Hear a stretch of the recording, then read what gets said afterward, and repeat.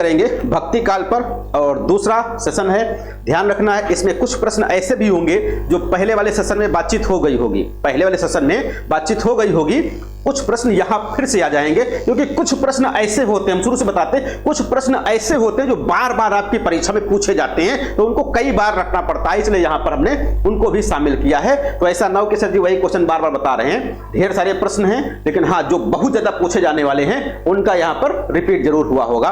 तो ध्यान रखेंगे भैया, माइक बंद रखेंगे, थोड़ा सा स्पीड तो तेज रहेगी क्योंकि रिवीजन की क्लास है, आपको यहां पर केवल समझना है और आपके सामने ये चीजें आती चली जाएं, हम बताते चले जाएं, और यदि कहीं हमको बताना होगा, विस्तार करना होगा तो हम बता भी देंगे, उसको भी आपको ध्यान रखना है, लेकिन ज्यादा विस्तार यहां पर नहीं होगा, सीधे सीधे जो लिखा है वही आपको पढ़ा जाएगा, क्योंकि समय कम है और काम ज्यादा है। शुरू करते हैं पहले श्री संप्रदाय के संस्थापक। तो श्री संप्रदाय के संस्थापक, यहां पर भैया वीडियो ऑडियो सब लोग बंद कर लेंगे, श्री संप्रदाय के संस्थापक। और दूसरा विशिष्टाद्वैतवाद के प्रतिपादक। यहां पर दो क्वेश्चन एक साथ हो गए, एक विशिष्टाद्वैतवाद के प्रतिपादक कौन है या प्रवर्तक कौन है, श्री संप्रदाय के संस्थापक कौन है, तो दोनों का उत्तर हो जाएगा आपका रामानुजाचार्य। बहुत महत्वपूर्ण है, खूब पूछा जाता है। काहे रे नलनी तू कुमलानी तेरे नाल सरोवर पानी, बहुत फेमस है, किसका है, कबीरदास की पंक्ति, जो लोग इंटर में पढ़ाते होंगे जानते होंगे, खूब अच्छे समझाते होंगे बच्चों को। निम्बार्क संप्रदाय के आदि आचार्य हैं, तो निम्बार्क संप्रदाय को ही भेदाभेदवाद भी कहा जाता है, और कौन है, निम्बार्काचार्य इसके प्रवर्तक हैं। चैतन्य महाप्रभु किस संप्रदाय से के संस्थापक हैं, तो गौड़ी संप्रदाय या गौड़ीय संप्रदाय। भक्ति काल को स्वर्ण युग सर्वप्रथम किसने कहा, कल भी बात हुई थी कि भक्ति काल को स्वर्ण युग कहा जाता है, हिंदी साहित्य के कौन से काल को स्वर्ण युग कहा जाता है, तो भक्ति काल को स्वर्ण युग कहा जाता है। सबसे पहले किसने कहा, तो जॉर्ज अब्राहम ग्रियर्सन ने, किसने, जॉर्ज अब्राहम ग्रियर्सन ने सबसे पहले यहां पर स्वर्ण युग कहा। जॉर्ज अब्राहम ग्रियर्सन यदि ऑप्शन में ना मिले तो आप श्याम सुंदर दास को सही कर सकते हो। अब पेज नंबर भैया आप देखोगे, हमको नहीं पता यहां से, हमारे पास तो यही है। रामचंद्र शुक्ल ने सूफी काव्यधारा को क्या नाम दिया, आपको पेज नंबर रखने की आवश्यकता नहीं, सीधे बोर्ड पर देखो, बस काम हो जाएगा आपका। रामचंद्र शुक्ल ने सूफी काव्यधारा को क्या नाम दिया है, तो रामचंद्र शुक्ल जी ने प्रेमाश्रयी और ज्ञानाश्रयी, भाई संत काव्यधारा को ज्ञानाश्रयी और प्रेमाश्रयी नाम दिया, जो सूफी काव्यधारा है। जो सूफी काव्यधारा है या संत काव्यधारा है, ये जो नाम दिए गए थे, कल बताया गया था, रामकुमार वर्मा के द्वारा दिए गए, किसके द्वारा, रामकुमार वर्मा के द्वारा दिए गए। आचार्य रामचंद्र शुक्ल के अनुसार कबीर ने ज्ञान मार्ग की बातें कहां से ली हैं, तो कबीर ने जो ज्ञान मार्ग के अंदर जो बातें ली हैं, ज्ञान मार्ग की बातें ली हैं, वो कहां से लिया, हिंदू शास्त्रों से लिया, किससे, हिंदू शास्त्रों से लिया है।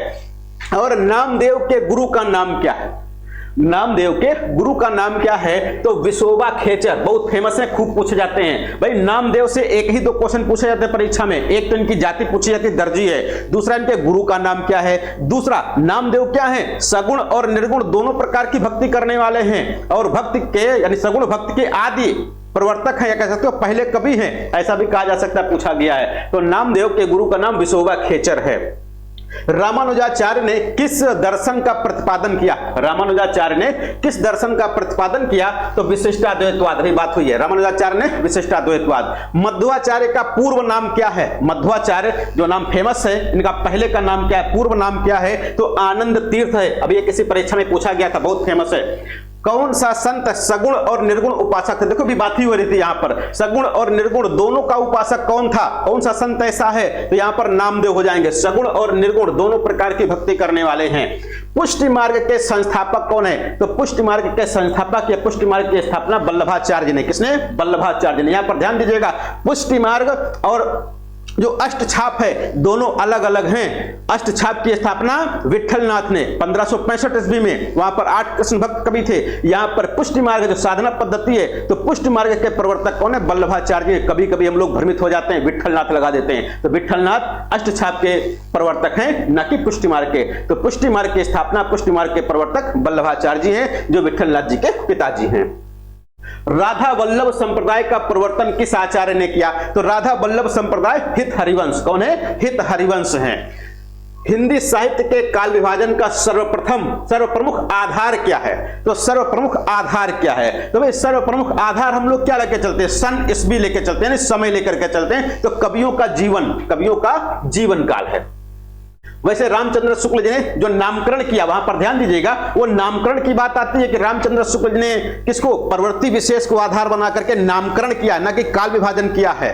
काव्य भजन देखोगे तो वहां पर जार्ज दर्शन का भी मिल जाएगा, शुक्ल जी का भी मिल जाएगा। तो कैसा, कवियों का जीवन परिचय, जीवन, इसके आधार पर आचार्य रामचंद्र शुक्ल ने अपने हिंदी साहित्य का इतिहास नामक ग्रंथ में भक्ति काल की विवेचना कितने प्रकरणों में की है? भाई आदिकाल को बताया गया था 4 प्रकरणों में, आदिकाल को 4 प्रकरणों में। पहला था सामान्य परिचय प्रकरण 1 में, दूसरा था अपभ्रंश काव्य, और तीसरे में देश भाषा काव्य, और चौथा फुटकल रचनाएं था वहां पर। यहां पर भक्ति काल को 6, भक्ति काल को 6। अब यहां पर बढ़ेगा क्या, एक पहला सामान्य परिचय, दूसरा संत काव्य धारा, तीसरा प्रेमाश्रय काव्य धारा, तीसरा कृष्ण, चौथा राम भक्त काव्य धारा, और छठा जो हो जाएगा वो आपका क्या हो जाएगा, सामान्य, क्या नाम, फुटकल रचनाएं, राम भक्त काव्य धारा के फुटकल या जो भी है ऐसा फुटकल वाला आ जाएगा। तो 6 में ये बंटवारा किया। अचिंत्य भेदाभेद, अचिंत्य भेदाभेद किस संप्रदाय का दार्शनिक मत है? तो गौड़ीय संप्रदाय। अचिंत्य भेदाभेद का संबंध किससे? गौड़ीय संप्रदाय से। संत शब्द की उत्पत्ति शांत से किसने माना है? यानी संत शब्द की उत्पत्ति शांत शब्द से किसने माना है? तो पीतांबर दत्त बड़थवाल ने। किसने? पीतांबर दत्त बड़थवाल ने संत काव्य या संत शब्द को शांत शब्द से जोड़ा है या उससे उत्पत्ति मानी है। मराठी संत नामदेव किस जाति के थे? यहां पर ध्यान दीजिएगा, दर्जी जाति के। कौन सी जाति के थे? दर्जी जाति के थे। यहां पर बताए थे 2 ही 3 क्वेश्चन है, नामदेव से खूब पूछे जाते हैं। एक तो गुरु का नाम दर्जी, और कहां के रहने वाले? मराठी हैं, सगुण और निर्गुण दोनों प्रकार की भक्ति करते हैं। किस संत कवि को भारतीय लूथर की संज्ञा दी गई? तो भारतीय लूथर की संज्ञा किसको दी गई? कहीं कहीं पर दादू दयाल आपको मिल जाएगा, यहां पर कबीरदास दिया गया। सही उत्तर कबीरदास। यदि कबीरदास विकल्प में ना हो तो दादू दयाल को आप सही कर सकते हो। तो भारतीय लूथर किसको कहा गया है? कबीरदास को कहा गया। बीजक में किसकी रचनाएं संकलित हैं? कबीरदास की।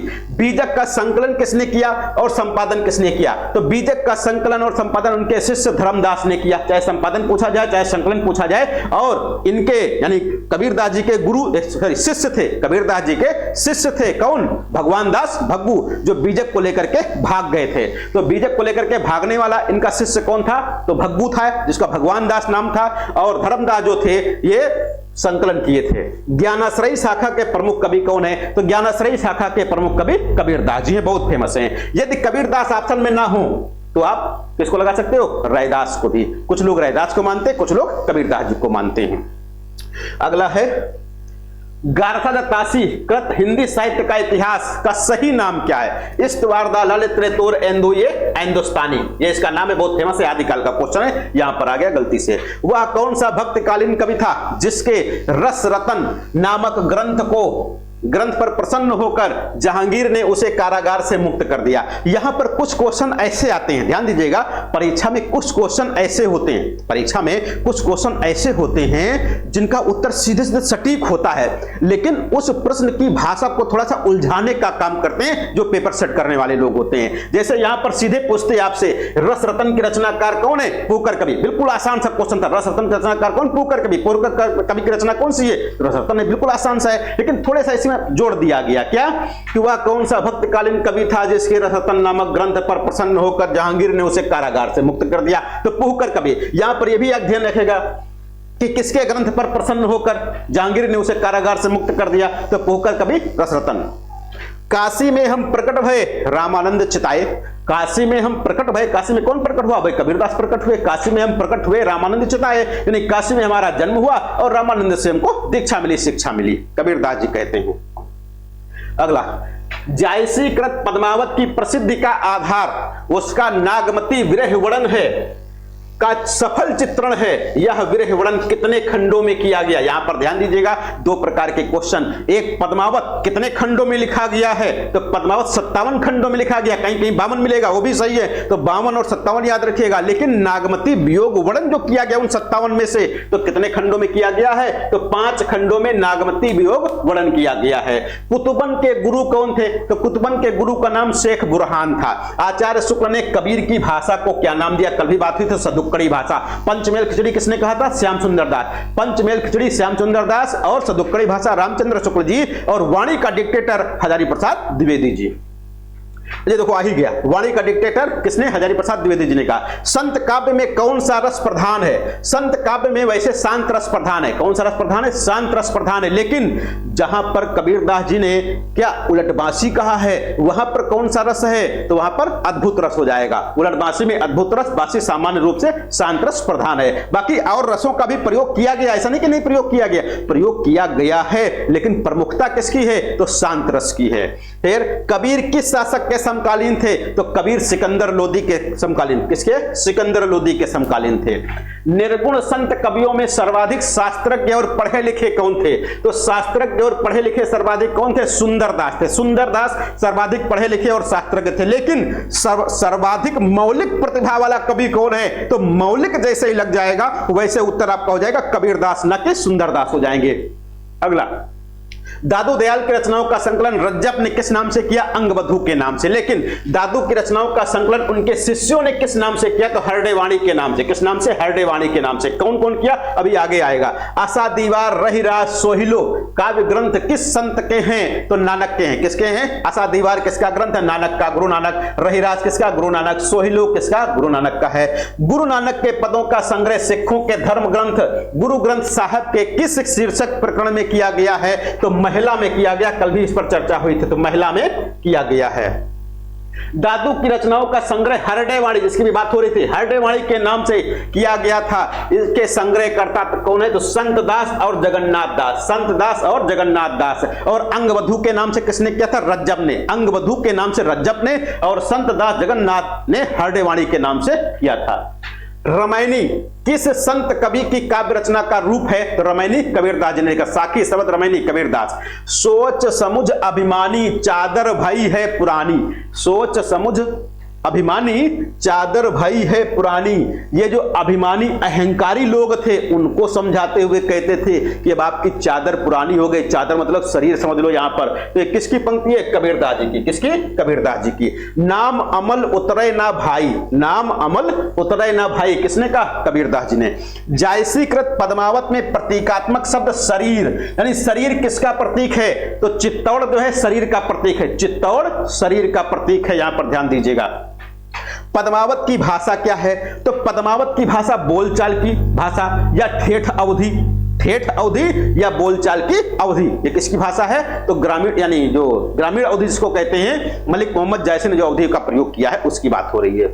और तुलसीदास की अवधि संस्कृतनिष्ठ अवधि है। दादू दयाल ने किस संप्रदाय की स्थापना की? तो दादू दयाल ने ब्रह्म संप्रदाय की स्थापना की। दादू पंथ की भी स्थापना की। प्रेम चिंगारी नामक ग्रंथ बहुत फेमस है, कई बार पूछा गया है। क्या चीज? क्या चीज भैया? परब्रह्म। हाँ वही चीज है। नहीं बिल्कुल, देखो बात क्या है, यहां पर जो क्वेश्चन पूछा गया परीक्षा में वहां पर परब्रह्म नहीं दिया गया था, इसीलिए यहां पर उसका उत्तर सीधे आपके सामने दिया गया कि कभी कभी क्या होता है, परब्रह्म हम लोग जानते हैं, परब्रह्म हम लोग जानते हैं, लेकिन परब्रह्म आपसे में नहीं मिलेगा तो क्या करोगे, उसके लिए दिया गया। तो परब्रह्म को या ब्रह्म संप्रदाय को कौन है? दादू दयाल। प्रेम चिंगारी किस मुसलमान कवि द्वारा लिखा गया? नजफ अली के द्वारा।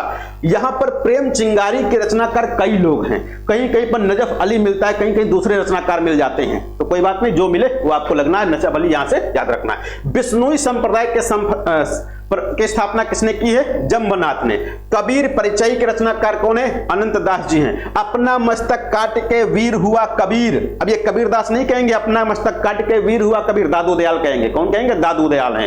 मैं कहता हूं आखिन देखी, तू कहता कागज की लिखी, कबीरदास, बात हो चुकी इससे पहले। अवधू गगन मंडल घर कीजे, अवधू गगन मंडल घर कीजे किसने कहा है? कबीरदास जी ने। किसने कहा? कबीरदास जी ने। श्रृंगार रस का तीव्र विरोध किस संत कवि ने किया है? सुंदरदास ने। यहां पर ध्यान दीजिएगा, श्रृंगार रस का सुंदर खूब प्रयोग, खूब विरोध किसने किया है? तो श्रृंगार रस का खूब विरोध किसने किया है? सुंदरदास ने। सब सर्वाधिक पढ़े लिखे थे, क्या थे? पढ़े लिखे थे, शास्त्रज्ञ थे, इसलिए इन्होंने इसका श्रृंगार रस का खूब विरोध किया है।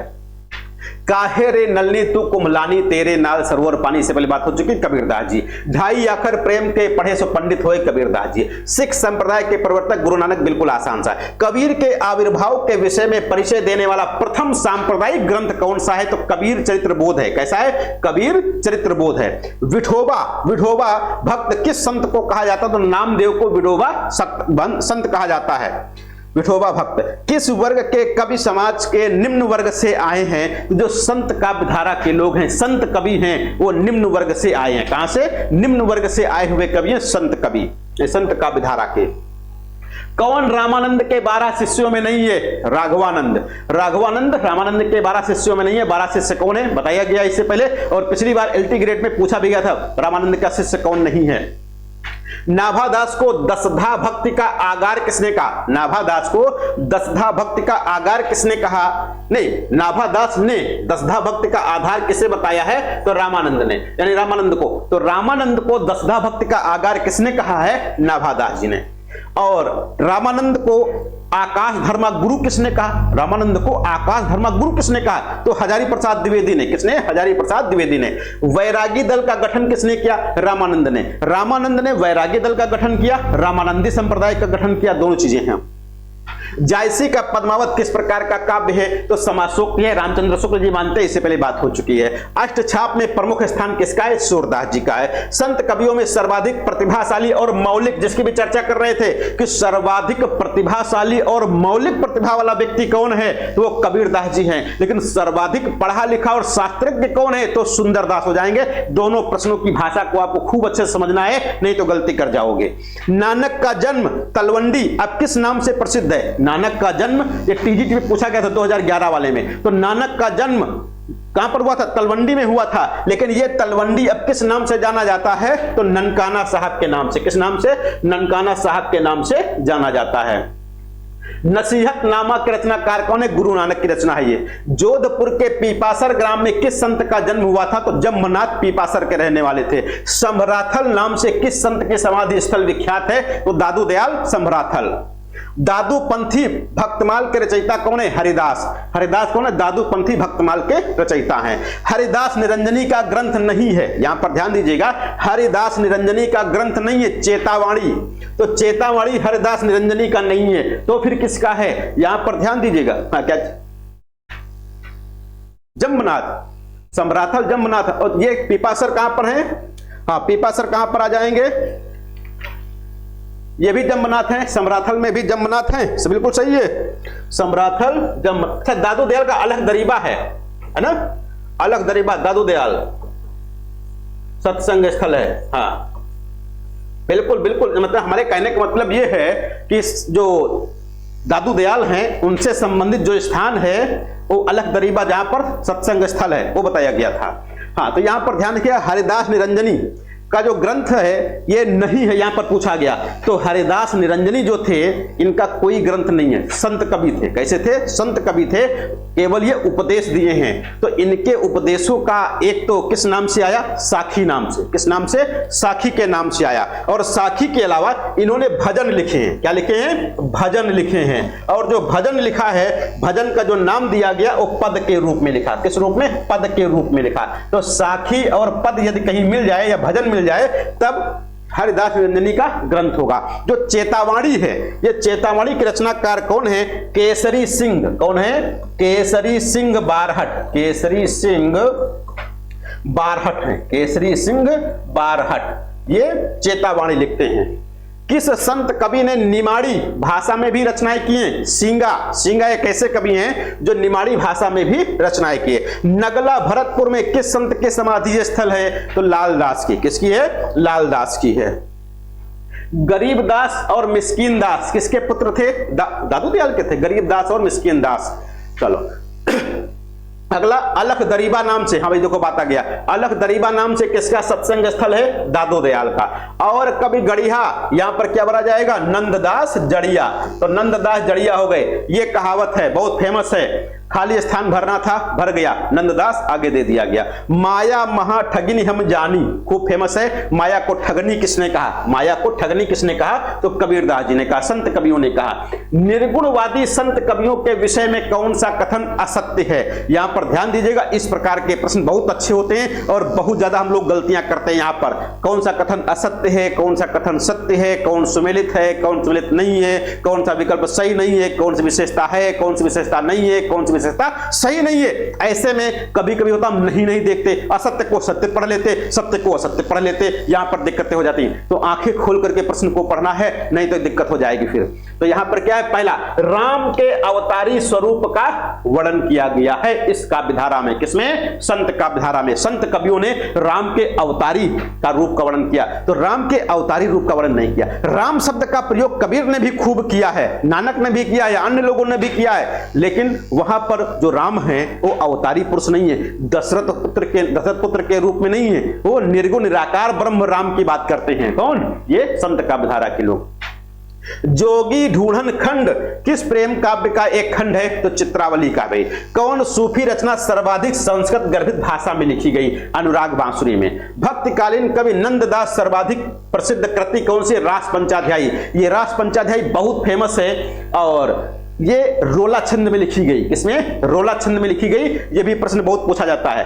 कौन सा संत सवैयों की रचना करने में सिद्धहस्त था? ये वाला प्रश्न खूब अच्छे से याद रखिएगा कि कौन सा संत सवैयों में रचना करने में सिद्धहस्त था। बहुत लोग यहां पर रसखान लगाएंगे। क्या लगाएंगे? रसखान लगाएंगे। तो रसखान भाई संत नहीं थे, रसखान संत नहीं थे। संत की जब बात आएगी तो सुंदरदास। कौन है? सुंदरदास। ऐसे संत जो सवैया लिखने में सिद्धहस्त थे और सुंदरदास हैं। रसखान के सवैये फेमस हैं, खूब फेमस है हिंदी में, लेकिन वो संत कवि के नहीं है। इसलिए यहां पर याद रखिएगा कि कौन सा संत कवि सवैया लिखने में सिद्धहस्त था, तो सुंदरदास होंगे, रसखान फिर नहीं होंगे। अगला, सबंगी और वाणी किसकी रचनाएं हैं? रज्जब की। रामानंद के शिष्य संत सेन किस जाति के थे? तो सेन कवि भाई नाई थे। सेन किस जाति के थे? तो नाई के थे। संत रज्जब का वास्तविक नाम क्या था? तो संत रज्जब का वास्तविक नाम रज्जब अली खां। क्या नाम था? रज्जब अली खां। रज्जब अली खां से याद आया, कोई एक संत ऐसा भी था जो आजीवन दूल्हे के वेश में रहा था। वो कौन सा कवि है भाई? आजीवन दूल्हे के वेश में रहने वाला, यही है रज्जब अली खां। बिल्कुल सही है। तो याद रखिएगा भाई, है ना, याद रखिएगा रज्जब अली खां ऐसे रज्जब हैं जो आजीवन दूल्हे के वेश में रहे थे। इनके गुरु जी का नाम क्या है भाई?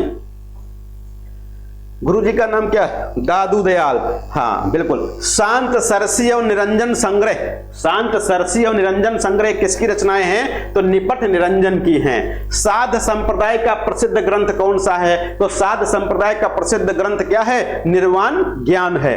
12 मासा के रचनाकार कौन है? भाई 12 मासा के नाम से कई लोगों ने ग्रंथ लिखा। 12 मासा के नाम से कई लोगों ने ग्रंथ लिखा है। एक तो 12 मासा शैली का प्रयोग किसने किया? तब तो मलिक मोहम्मद जैसी, बीसल देव रासो, संदेह रथक में किया गया। लेकिन यहां पर ध्यान रखना है कि जो 12 मासा रचना है ये किसके द्वारा लिखी गई? जो परीक्षा में आपकी पूछी जाती है, गुरु अर्जुन देव के द्वारा, गुरु अर्जुन देव के द्वारा लिखी गई है। बाकी 12 मासा के नाम से रीतिकाल में कई ग्रंथ लिखे गए, रीतिकाल में कई ग्रंथ लिखे गए। इसमें तो केशव दास का भी नाम आ जाता है। कौन निर्गुणवादी परंपरा से अलग है? यानी सूरदास निर्गुणवादी नहीं है, ये सगुणवादी है। सगुण भक्ति काव्य धारा के, कृष्ण भक्ति काव्य धारा के कवि हैं। गुरु ग्रंथ साहब में कबीर के संग्रहित पदों और साखियों की सही संख्या क्या है? तो यहां पर किसकी बात हो रही है?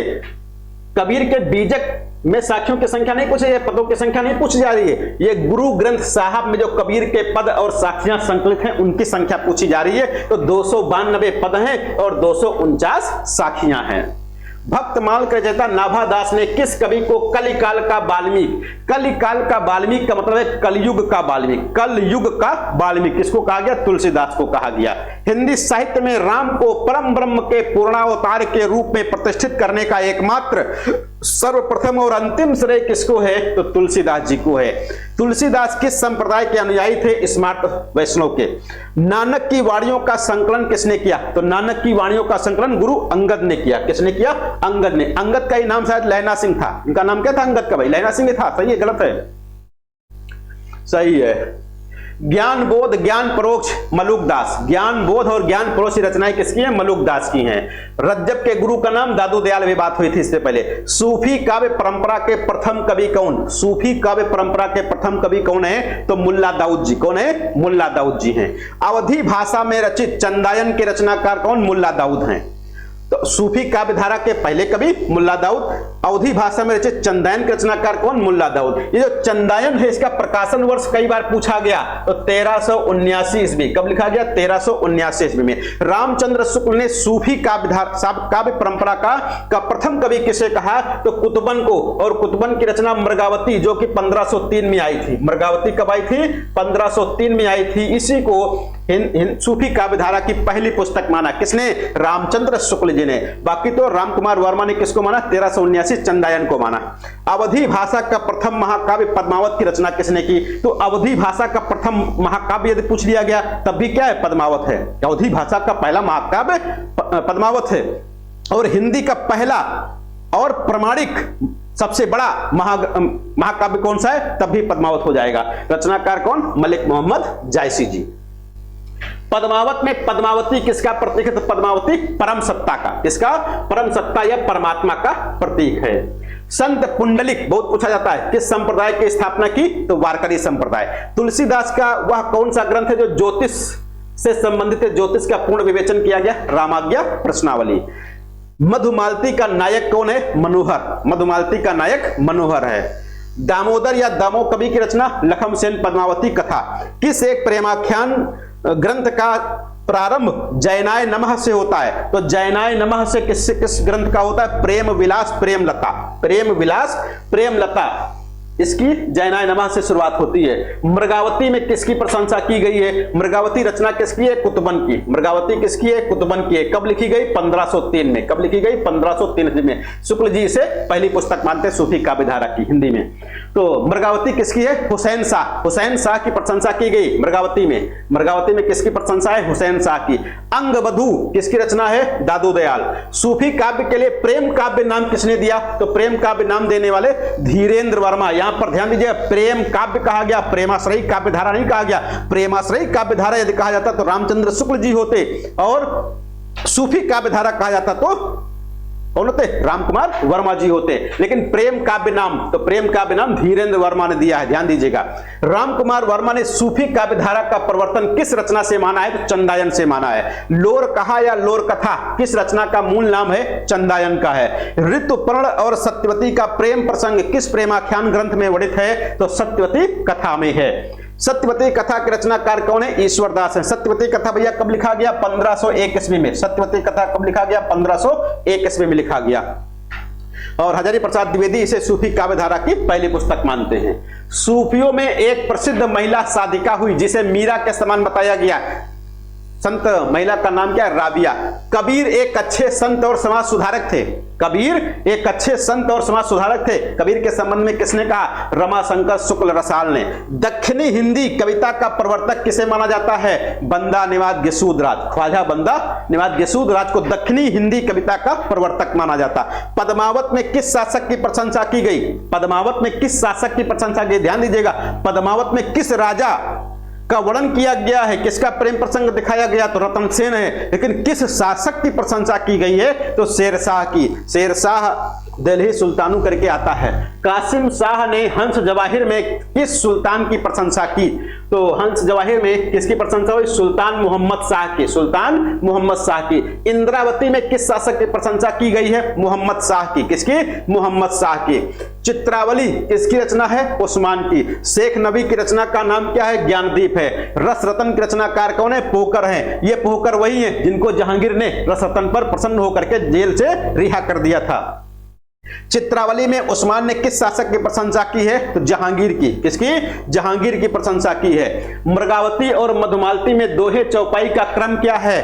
भाई 5 चौपाइयों के बाद एक दोहा। 5 चौपाइयों के बाद दोहा रख करके कड़वक शैली का प्रयोग किया गया। किसका? कड़वक शैली का प्रयोग किया गया। यहां पर 5 चौपाइयों के बाद एक दोहा रखा गया। किसमें? किसमें? मृगावती और मधुमालती। मधुमालती के रचनाकार कौन है भैया? तो मंझन। मधुमालती के रचनाकार मंझन। मृगावती के कौन है? कुतुबन। खूब पूछा गया। अब जो कुतुबन की रचना मृगावती है 1503 ईस्वी इसकी प्रकाशन वर्ष है। मधुमालती का प्रकाशन वर्ष क्या भैया कोई बताएगा? 1545 ईस्वी। छिताई वार्ता के रचनाकार कौन है? नारायण दास। छिताई वार्ता के रचनाकार नारायण दास है। जान कवि कितने प्रेमाख्यान काव्य लिखे? कल चर्चा हुई थी। कुल ग्रंथ इनके कितने हैं भैया? कुल ग्रंथ कितने हैं? तो 78 की। तो 78 कुल ग्रंथ हैं। कुल कितने? 78 हैं। लेकिन इन 78 में से कितने? 29 ऐसे ग्रंथ हैं जो प्रेमाख्यान हैं। कैसे हैं? प्रेमाख्यान है। दोनों क्वेश्चन याद रखिएगा कि जान कवि के कुल कितने ग्रंथ हैं, तो 78 हैं, या जान कवि के प्रेमाख्यान काव्य ग्रंथों की संख्या कितनी है, तो 29 है। आखिरी कलाम जिसमें कयामत का वर्णन किया गया, किसके द्वारा लिखा गया? जायसी के द्वारा। किसके द्वारा? जायसी के द्वारा लिखा गया। बहुत प्रसिद्ध पंक्ति है शुक्ल जी की, आचार्यों की छाप लगी हुई 8 वीणाएं श्री कृष्ण की प्रेम लीला का कीर्तन करने उठी, जिनमें सबसे ऊंची सुरीली और मधुर झंकार अंधे भक्त कवि सूरदास की वीणा की थी। यह कथन किसका है? तो रामचंद्र शुक्ल जी का, बहुत फेमस है। पद्मावत की हस्तलिखित प्रति किस लिपि में लिखी गई? फारसी में लिखी गई। पद्मावत प्राकृत के किस ग्रंथ से प्रभावित है? तो यह रणसेन कहा से, या रणसेन कथा मिल जाए तब भी सही है। जायसी कहां के रहने वाले? रायबरेली। जायसी का जन्म कहां हुआ था? रायबरेली, जायस में। कहां पर? रायबरेली, जायस में। अब तो शायद ये अमेठी में पड़ता है। कहां पर पड़ता है? अमेठी पड़ता है। और रायबरेली से महावीर प्रसाद द्विवेदी भी हैं। कौन है? महावीर प्रसाद द्विवेदी, रायबरेली के दौलतपुर नामक गांव से। तो मधुमालती किसकी रचना है? मंझन की। मधुमालती किसकी? मंझन की। तो रायबरेली के स्थान पर अमेठी भी डाल सकते हो। प्रेमाख्यान काव्यों की मूल भावना क्या? भी प्रेमाख्यान नाम ही रखा गया, प्रेम। मोहिका हंसे से की को हो रही, कल भी बात हुई थी, किसने लिखा? जायसी ने। आदि अंत जस कथा है, आदि अंत जस कथा है, लिख कागद भाषा चौपाई कहे, किसने लिखा? जायसी ने। रुक्मणी पुण्य वैसे ही मर गई, कुलवंती सतसो सती भई, किसने लिखा? मृगावती में लिखा गया कुतुबन के द्वारा। जाकी बुद्धि होय अधिकाई, आन कथा एक कहे बनाई, बहुत फेमस पंक्तियां है भाई। किसकी? उस्मान की है। कुछ लोग जायसी पर चले जाएंगे, किसकी है? उस्मान की है। जाकी बुद्धि होय अधिकाई, आन कथा एक कहे बनाई। छार उठाए लीन एक मुट्ठी, दीन उड़ाए प्रथमी झूठी, ये किसने लिखा? पद्मावत में मलिक मोहम्मद जायसी ने। खूब फेमस पंक्ति है ये। प्रेम कथा यही भांति विचारहु, बूझ ले जो बूझे पारो, किसने लिखा? मलिक मोहम्मद जायसी ने। पद्मावत में नागमती किसका प्रतीक है? तो नागमती सांसारिक बुद्धि या दुनिया धंधा, सांसारिक बुद्धि या दुनिया धंधा। अगर तो बात कर लिया जाए कि सात्विक बुद्धि का प्रतीक कौन है, सात्विक बुद्धि का प्रतीक कौन है, तो जो नायिका है, क्या नाम है उसका भैया? पद्मावती। तो पद्मावती सात्विक बुद्धि का प्रतीक है, सांसारिक बुद्धि का प्रतीक नागमती है। आगे कवि के अनुसार पद्मावती किसका प्रतीक है? सात्विक तो आ ही गया, सात्विक बुद्धि व ज्ञान का। मुझ भरतार साहस नब कीव, अपत्य मेह लीन उड़ा उड़ी गयो, ये पंक्ति हंसावली से ली गई। हंसावली की रचनाकार भैया कौन है? हंसावली। हंसावली की रचनाकार असाहित, हाँ असाहित की, हंसावली असाहित की। अच्छा, हंसावली को प्रेमाश्रयी काव्य धारा की पहली पुस्तक किसने माना है? असाहित को डॉक्टर नगेंद्र और गणपत, हाँ दोनों लोगों ने। गुरु सुआ जय पंथ दिखावा, तो बहुत फेमस है। गुरु सुआ जय पंथ दिखावा, बिन गुरु जगत को निर्गुण पावा, जायसी की पंक्ति है। आचार्य शुक्ल ने सूफी पद्धति का अंतिम ग्रंथ किसे माना? इंद्रावती को। डॉक्टर नगेंद्र ने हिंदी का पहला प्रेमाख्यान, देखो आ ही गया डॉक्टर नगेंद्र वाला, हंसावली असाहित। तो डॉक्टर नगेंद्र और गणपत चंद्रगुप्त दोनों लोगों ने हंसावली को पहला काव्य माना, प्रेमाश्रयी काव्य धारा का। पद्मावत को हिंदी में अपने ढंग की अकेली ट्रेजेडी, चाहे ट्रेजेडी लिखा जाए चाहे त्रासदी लिखा जाए, त्रासदी हिंदी है, ट्रेजेडी अंग्रेजी में है, किसने कहा? विजय देव नारायण शाही। किसने? विजय देव नारायण शाही ने पद्मावत को हिंदी में अपने ढंग की अकेली त्रासदी कहा है। सूफी सिद्धांत संबंधी चौपाइयों के रूप में जायसी की रचना का नाम क्या है? तो अखरावट। अखरावट जिसमें हिंदी वर्णमाला के एक एक अक्षर को आधार बना करके सिद्धांत संबंधी चौपाइयां कही गई। कृष्ण भक्ति का सर्वप्रथम और सर्वप्रधान ग्रंथ कौन सा है? तो श्रीमद् भागवत है। जायसी का पद्मावत के अनुच्छेदों को कहा जाता है, खंड कहा जाता है, 57 और 52 खंड है। कितने हैं? 57 खंडों में लिखी गई है। फारसी में रौजतुल हकायक, फारसी में रौजतुल हकायक नामक रचना किसने लिखी? तो नूर मोहम्मद ने लिखी थी। किसकी भाषा को अवधि का अर्घान कहा गया? तो अवधि का अर्घान भाई कहा गया जायसी की भाषा को। तो जायसी की भाषा को अवधि का अर्घान कहा गया। भक्ति काल की प्रेमाश्रयी धारा पर किस मत का सर्वाधिक प्रभाव है? तो भाई सूफी मत का। किसका? सूफी मत का प्रभाव है। जायसी की किस पुस्तक में कयामत का वर्णन है? तो कयामत का वर्णन आखिरी कलाम में है। संत रैदास के काव्य में रैदास का कौन सा रूप पूरी तरह प्रकट नहीं हुआ है? समाज सुधारक रूप। समाज सुधारक रूप प्रकट ठीक से नहीं हो पाया। अजगर करे न चाकरी, पंछी करे न काम, यह आलसियों के लिए मूल मंत्र किसने दिया? मलुक दास जी ने। सर्वप्रथम किसने भक्ति पर एक वर्ग विशेष के एकाधिकार को समाप्त किया? कल भी बात हुई, रामानंद जी। उलटबांसी लिखने की प्रेरणा कबीर को मुख्यतः कहां से मिली? सिद्धों एवं नाथों से। किससे? सिद्धों एवं नाथों से उलटबांसी लिखने की प्रेरणा कबीर को मिली थी। सिख धर्म के वास्तविक प्रवर्तक कौन है? तो गुरु नानक हैं। कौन सा शासक दादू के उपदेशों से अत्यधिक प्रभावित था? अकबर। कबीर के उपरांत उनकी गद्दी किसको मिली? धर्मदास। धर्मदास के बाद इनके पुत्र कमाल को। कौन सा संत कभी निरक्षर नहीं था? कौन सा संत कभी निरक्षर नहीं था? तो निरक्षर नहीं था सुंदरदास, क्योंकि सुंदरदास सर्वाधिक पढ़े लिखे और शास्त्रज्ञ थे। अगला, पद्मावत को समासोक्ति मानने वाले आचार्य कौन है? विद्वान कौन है? रामचंद्र शुक्ल जी हैं। डॉक्टर नगेंद्र अन्योक्ति मानते थे, लेकिन अब वो प्रक्रिया, वो प्रश्न नहीं आएगा क्योंकि वो हटा दिया गया। अगला, ब्रज भाषा में रचित प्रेमाख्यान कौन सा है? रूप मंजरी। रूप मंजरी जो नंददास के द्वारा लिखा गया था वो ब्रज भाषा में लिखा गया है। अगला है, अनुराग बांसुरी में अर्दाली के बाद धत्ता के लिए किस छंद का प्रयोग किया गया? तो दोहा के स्थान पर उन्होंने किसका प्रयोग कर दिया? बरवे का, बरवे छंद का प्रयोग किया अनुराग बांसुरी में। मुल्ला दाऊद कहां के रहने वाले? रायबरेली के। लखम सेन पद्मावती किस भाषा में लिखी गई? राजस्थानी भाषा में लिखी, दामो कवि के द्वारा। निर्गुण मार्गी काव्यधारा का एक छत्र सम्राट किसे माना जाता है? कबीरदास को। और सगुण का किसको माना जाता है? सगुण का एक छत्र सम्राट कल बताए थे, किसको? सूरदास को। हाँ, अब किसी का गलत नहीं होना चाहिए, नहीं तो तुलसीदास फिर लगा के आ जाओ, फिर दिक्कत हो जाए, इसलिए दोबारा फिर आ गया। शंकराचार्य के अद्वैतवाद के विरोध में वैष्णव आचार्यों ने अनेक संप्रदायों की स्थापना की। इन आचार्यों में सर्वप्रथम स्थान किसका था? तो नाथ मुनि का। किसका? नाथ मुनि था। और संतों ने नारी के किस रूप की घोर निंदा की है? तो घोर निंदा कामिनी रूप की निंदा की है, कल भी बात हुई थी। कबीर का मृत्यु स्थल क्या है? मगहर का। कहां पर? मगहर में इनका निधन हुआ था।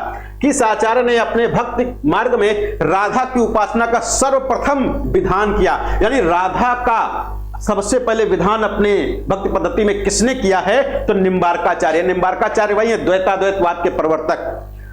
कुतुबन किस नगर की शोभा बढ़ाते थे? कुतुबन कहां के रहने वाले थे? तो जौनपुर के रहने वाले थे। यह प्रेमाख्यान जिसमें केवल दोहा छंद का प्रयोग किया गया, माधवानल कामकंदला जो गणपत के द्वारा लिखी गई थी, कल बात हुई थी। मंझन कहां के रहने वाले? चुनार के। मंझन कहां के रहने वाले? चुनार के। मंझन ने क्या लिखा था? मधुमालती। मंझन ने क्या लिखा? मधुमालती। मधुमालती का प्रकाशन क्या भैया को बताएगा? मधुमालती का प्रकाशन 1545। सुजान किस प्रेमाख्यान का नायक है? तो सुजान चित्रावली का नायक है। भारतीय सूफी कवि इस्लाम की किस शाखा में आते हैं? तो सरा बेसरा होते तो बेसरा में आते हैं। किस में आते हैं? बेसरा में। वह कौन सा मुस्लिम कवि है जिसने सर्वाधिक संख्या में प्रेम काव्य लिखे? तो सर्वाधिक संख्या में प्रेम काव्य कितने लिख डाले? 29 लिख डाले। कुल ग्रंथ कितने थे? तो 78 ग्रंथ थे। कौन थे? जान कवि थे। बीजक के संपादक कौन? धर्मदास। उस्मान के गुरु कौन है? हाजी बाबा हैं। और नूर मोहम्मद कहां के निवासी? जौनपुर सबरहद। जौनपुर के पास सबरहद है वहां के। नल दमयंती कथा का रचयिता कौन है? सूरदास पंजाबी। ये सूरदास पंजाबी एकमात्र ऐसे हिंदू कवि हैं जो प्रेमाश्रयी काव्यधारा के हैं, यानी प्रेमाश्रयी काव्यधारा का एकमात्र हिंदू कवि वो कौन है? सूरदास पंजाबी है। क्या लिखा? नल दमयंती कथा लिखा। वैसे नल दमयंती कथा के नाम से कई लोगों ने रचनाएं की हैं। क्या लिखा है? कई लोगों ने नल दमयंती कथा के नाम से रचनाएं की हैं, लेकिन प्रेमाश्रयी काव्यधारा का एकमात्र हिंदू कवि यदि पूछ लिया जाए तो सूरदास पंजाबी है। ईश्वरदास को नहीं लगाइएगा। ईश्वरदास तो राम भक्त काव्यधारा के अंतर्गत आते हैं। उनकी केवल एक रचना सत्यवती कथा है जो इसके अंतर्गत आती है। तो मुख्य रूप से कौन है? ईश्वरदास पंजाबी है जो प्रेमाश्रयी काव्यधारा के एकमात्र हिंदू कवि हैं। आगे, मोहम्मद बोध के रचनाकार कौन है? तो मोहम्मद बोध भाई कबीर की रचना है। मोहम्मद बोध किसकी रचना है? कबीर की। भाई कबीरदास की एकमात्र रचना हम लोग बीजक जानते हैं, बीजक ज्यादा जानते हैं, लेकिन कबीरदास की रचनाओं के संबंध में विद्वानों में मतभेद है। इनकी कुल 8 रचनाएं भी मानी जाती हैं और अलग अलग विद्वान अलग अलग संख्या बताते हैं। उनमें से एक मोहम्मद बोध भी कबीरदास की रचना है। इनमें से रैदास के शिष्य माने जाते हैं मीराबाई, रैदास के शिष्य। कबीर की मृत्यु के पश्चात उनकी गद्दी किसको मिली? धर्मदास को। नैया बिच नदिया डूबत जाए उलटबांसी किसकी? कबीर की। झरि लागे महलिया गगन गहराए, धर्मदास ने कहा है। देखो यह ध्यान रखिएगा, किसने कहा? झरि लागे महलिया गगन गहराए, कबीरदास नहीं लगाना है, धर्मदास की है। जो नर दुख में दुख नहीं माने, कहीं कहीं कबीर मिल जाएगा, जो कि गुरु नानक की पंक्ति है। थावर जंगम कीट पतंगा, थावर जंगम कीट पतंगा पूरी रहे हो हरिराई, किसने कहा है? रैदास की पंक्ति। किसकी है? रैदास की पंक्ति है। मलुकदास का जन्म कहां हुआ? कड़ा, कड़ा इलाहाबाद में। कौन दादू की शिष्य परंपरा में नहीं आता? तो नाभादास नहीं आते भाई। जपुजी के रचयिता कौन है? नानक। जपुजी के रचयिता कौन है? नानक हैं। साध संप्रदाय का प्रवर्तन किसने किया? साध संप्रदाय। अच्छा, दादू दयाल के कितने शिष्य थे? को बताएगा भैया, कितने शिष्य थे? 52 शिष्य थे, जिसमें रज्जब और ये संतदास, जगन्दास प्रकार से कई कवि थे। 52 शिष्य थे इनके। तो साध संप्रदाय का प्रवर्तन किसने किया? वीरभान ने। गुरु नानक का जन्म कहां हुआ? सॉरी, कब हुआ? तो गुरु नानक का जन्म 1469 में। कहां पर? तलवंडी में। अब तलवंडी किस नाम से जाना जाता है? हाँ, तो ननकाना साहब के नाम से, ननकाना साहब के नाम से जाना जाता है। 2011 वाले टीजीटी में पूछा गया था किस नाम से जाना जाता है। हरि रस पिया जानिए जे कबहू न जाए खुमार, मैं मनता घूमत फिरे नाही तन की सार। किसकी पंक्ति है? कबीर की है भाई। राधा वल्लभी संप्रदाय के संस्थापक कौन है? हरिवंश। खूब पूछा जाता है। किस भक्त कवि ने वल्लभाचार्य से सर्वप्रथम दीक्षा ली थी? तो सर्वप्रथम वल्लभाचार्य से दीक्षा लेने वाले कवि कौन है? तो कुंभन दास है। और कुंभन दास अष्टसाप के कवि हैं कि नहीं है भैया? कोई बताएगा अष्टसाप के हैं कि नहीं है? हैं? अच्छा, कुंभन दास हैं। सूरदास की रचनाओं का सर्वप्रथम संपादन किस नाम से हुआ? राग कल्पद्रुम के नाम से। किस नाम से? राग कल्पद्रुम के नाम से कलकत्ता से हुआ था सूरदास की रचनाओं का सबसे पहले संपादन। कमल दल नयनन की उन्मान विसरत नाहि सखी मो मन में मंद मंद मुस्कान। पंक्ति किसकी है? बहुत लोग तो सूरदास पे चले जाएंगे कि सूरदास की पंक्ति है, कुछ लोग परमानंद दास की चले जाएंगे, जबकि है किसकी? रहीम दास की। किसकी पंक्ति है ये? रहीम दास की पंक्ति है। वाकयात बावरी का तुर्की से फारसी में किसने अनुवाद किया? वाकयात बावरी का तुर्की से फारसी में अनुवाद किसने किया? अब्दुल रहीम खान खाना ने किया। हाँ, मिलती जुलती है। सखी हो श्याम रंग रंगी, सखी हो श्याम रंग रंगी, देख बिकाई गई वह मूरत सूरत माही पगी। किसकी है? गदाधर भट्ट की। सूरदास के पदों पर किसका सर्वाधिक प्रभाव है? विद्यापति का। कृष्ण भक्ति का सर्वप्रथम और सर्वप्रधान ग्रंथ कौन सा है? श्रीमद् भागवत। बात हो चुकी। सूर्य की भाषा का रूप क्या है? ब्रज भाषा। कृष्ण काव्य धारा की भाषा ही ब्रज भाषा है। अष्टछाप का वह कौन सा कवि जिसके एक पद को सुनकर वल्लभाचार्य कई दिन तक बेहोश पड़े थे, मूर्छित रहे थे? परमानंद दास जी हैं। वस्तुतः सूरदास ही ब्रज भाषा के प्रथम कवि हैं। तो कितनी खतरनाक बात कह दी। वस्तुतः सूरदास ही ब्रज भाषा के प्रथम कवि है। किसने कहा? हजारी प्रसाद द्विवेदी ने। यहां तक हम लोग सोच नहीं सकते कि हजारी प्रसाद द्विवेदी ने कहा होगा। मैनेजर पांडे, बच्चन सिंह, पता नहीं कौन कौन से आएंगे, हम लोग लगा देंगे। हजारी प्रसाद द्विवेदी ने कहा। क्या कहा? वस्तुतः सूरदास ही ब्रज भाषा के प्रथम कवि हैं। मुझे लगता है कि यह पूरी की पूरी साहित्य लहरी संदेहास्पद है। किसने कहा? हजारी प्रसाद द्विवेदी ने। मुझे लगता है कि यह पूरी की पूरी साहित्य लहरी क्या है? संदेहास्पद है। यानी कबीर सूरदास की वह कौन सी रचना है जो मतभेद जिसके संबंध में है? तो मतभेद कौन है? हजारी प्रसाद द्विवेदी ने, और यही कहा है। तो यहां पर मतभेद वाली साहित्य लहरी। विधान की दृष्टि से, किसकी दृष्टि से? विधान की दृष्टि से सूरसागर को उन्मुक्त प्रबंध काव्य कहा जा सकता है। ये किसने कहा? विधान की दृष्टि से सूरसागर को उन्मुक्त प्रबंध काव्य कहा जा सकता है। ये कथन किसका है? तो रामचंद्र शुक्ल जी का। किसका है? रामचंद्र शुक्ल जी का है। क्या चीज? रामचंद्र चतुर्वेदी जी हैं। किसके? ये देखो, विधान की दृष्टि से सूरसागर को उन्मुक्त प्रबंध काव्य कहा जा सकता है। रामचंद्र चतुर्वेदी का है या शुक्ल जी का है?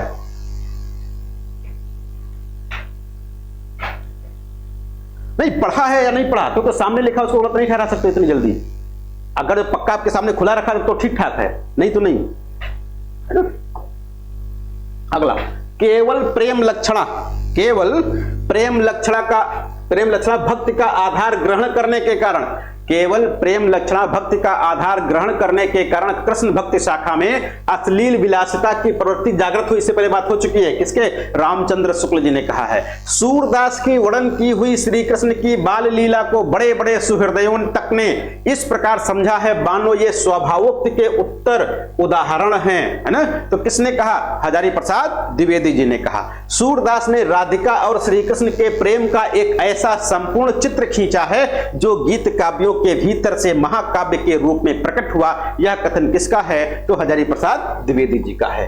हजारी प्रसाद द्विवेदी और रामचंद्र शुक्ल के खूब कथन है सूरदास पर। श्रृंगार और वात्सल्य के क्षेत्र में जहां तक इनकी दृष्टि पहुंची है वहां तक किसी अन्य कवि की नहीं। इन दोनों क्षेत्रों में तो इस महाकवि ने मानो औरों के लिए कुछ छोड़ा ही नहीं है ना। तो वात्सल्य रस सम्राट इनको कहा जाता है। वही इसी का रामचंद्र शुक्ल जी ने कहा। भ्रमर गीत परंपरा का मूल उद्गम स्थान भागवत का कौन सा स्कंद है? तो 10वां स्कंद, 10वां स्कंद है। सूरदास का सर्वाधिक विवादित यानी सर्व विवादित ग्रंथ कौन सा? साहित्य लहरी, जिसकी भी चर्चा हो रही थी जब मैंने कहा था मतभेद, तो मतभेद यानी सर्वाधिक विवादित ग्रंथ है कौन सा? साहित्य लहरी। साहित्य लहरी में विवाद का सर्व प्रमुख केंद्र क्या है? विषय वस्तु, भाषा शैली और भाषा रूप। विषय वस्तु, भाषा शैली और भाषा रूप, ये इसके विवादित विषय हैं। सूरसागर रचना शिल्प की दृष्टि से किस प्रकार का काव्य है? गेय मुक्तक काव्य। कैसा है? गेय मुक्तक काव्य, महाकाव्य, प्रबंध काव्य नहीं है भैया। आचार्यों की छाप लगी हुई 8 वीणाएं श्री कृष्ण की प्रेम लीला का कीर्तन करने उठी, जिनमें सबसे ऊंची, सुरीली और मधुर झंकार अंधे भक्त कवि सूरदास की वीणा की थी। किसका कथन? रामचंद्र शुक्ल जी का। सूरसागर की उपलब्ध प्रतियों में कितने पद अब तक प्राप्त हैं? तो लगभग 10,000 के आसपास प्राप्त हैं। 1.25 लाख पद इसमें हैं। कितने हैं? 1.25 लाख पद लगभग हैं।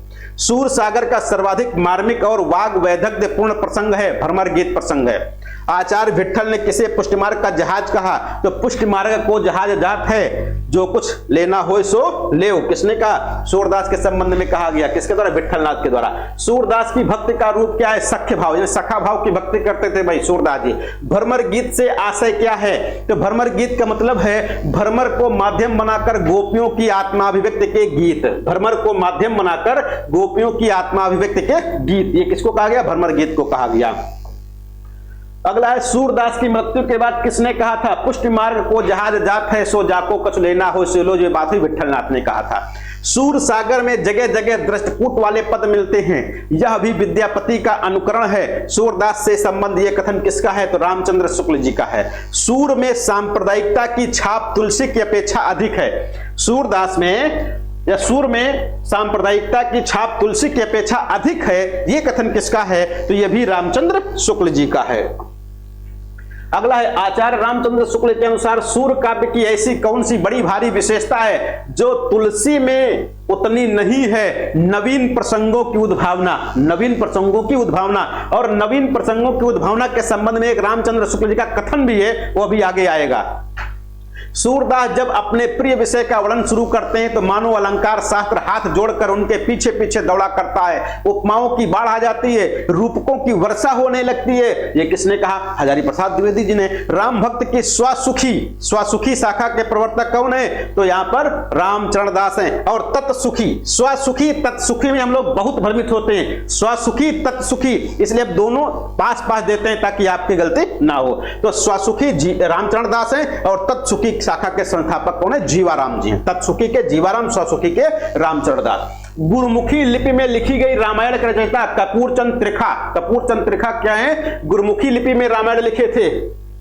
बरवे रामायण में कितने छंद हैं? तो 69 छंद हैं। गोस्वामी तुलसीदास साहित्य और सत्य दर्शन के पारंगत महाकवि हैं, ये किसने कहा? तो सूर्यकांत त्रिपाठी निराला। महत्वपूर्ण है क्योंकि ऐसे कथनों पर हम लोग जल्दी बातचीत नहीं करते। तो गोस्वामी तुलसीदास साहित्य और सत्य दर्शन के पारंगत महाकवि हैं, ये कथन किसका है? तो सूर्यकांत त्रिपाठी निराला का है। किसका है? सूर्यकांत त्रिपाठी निराला जी का हो जाता है।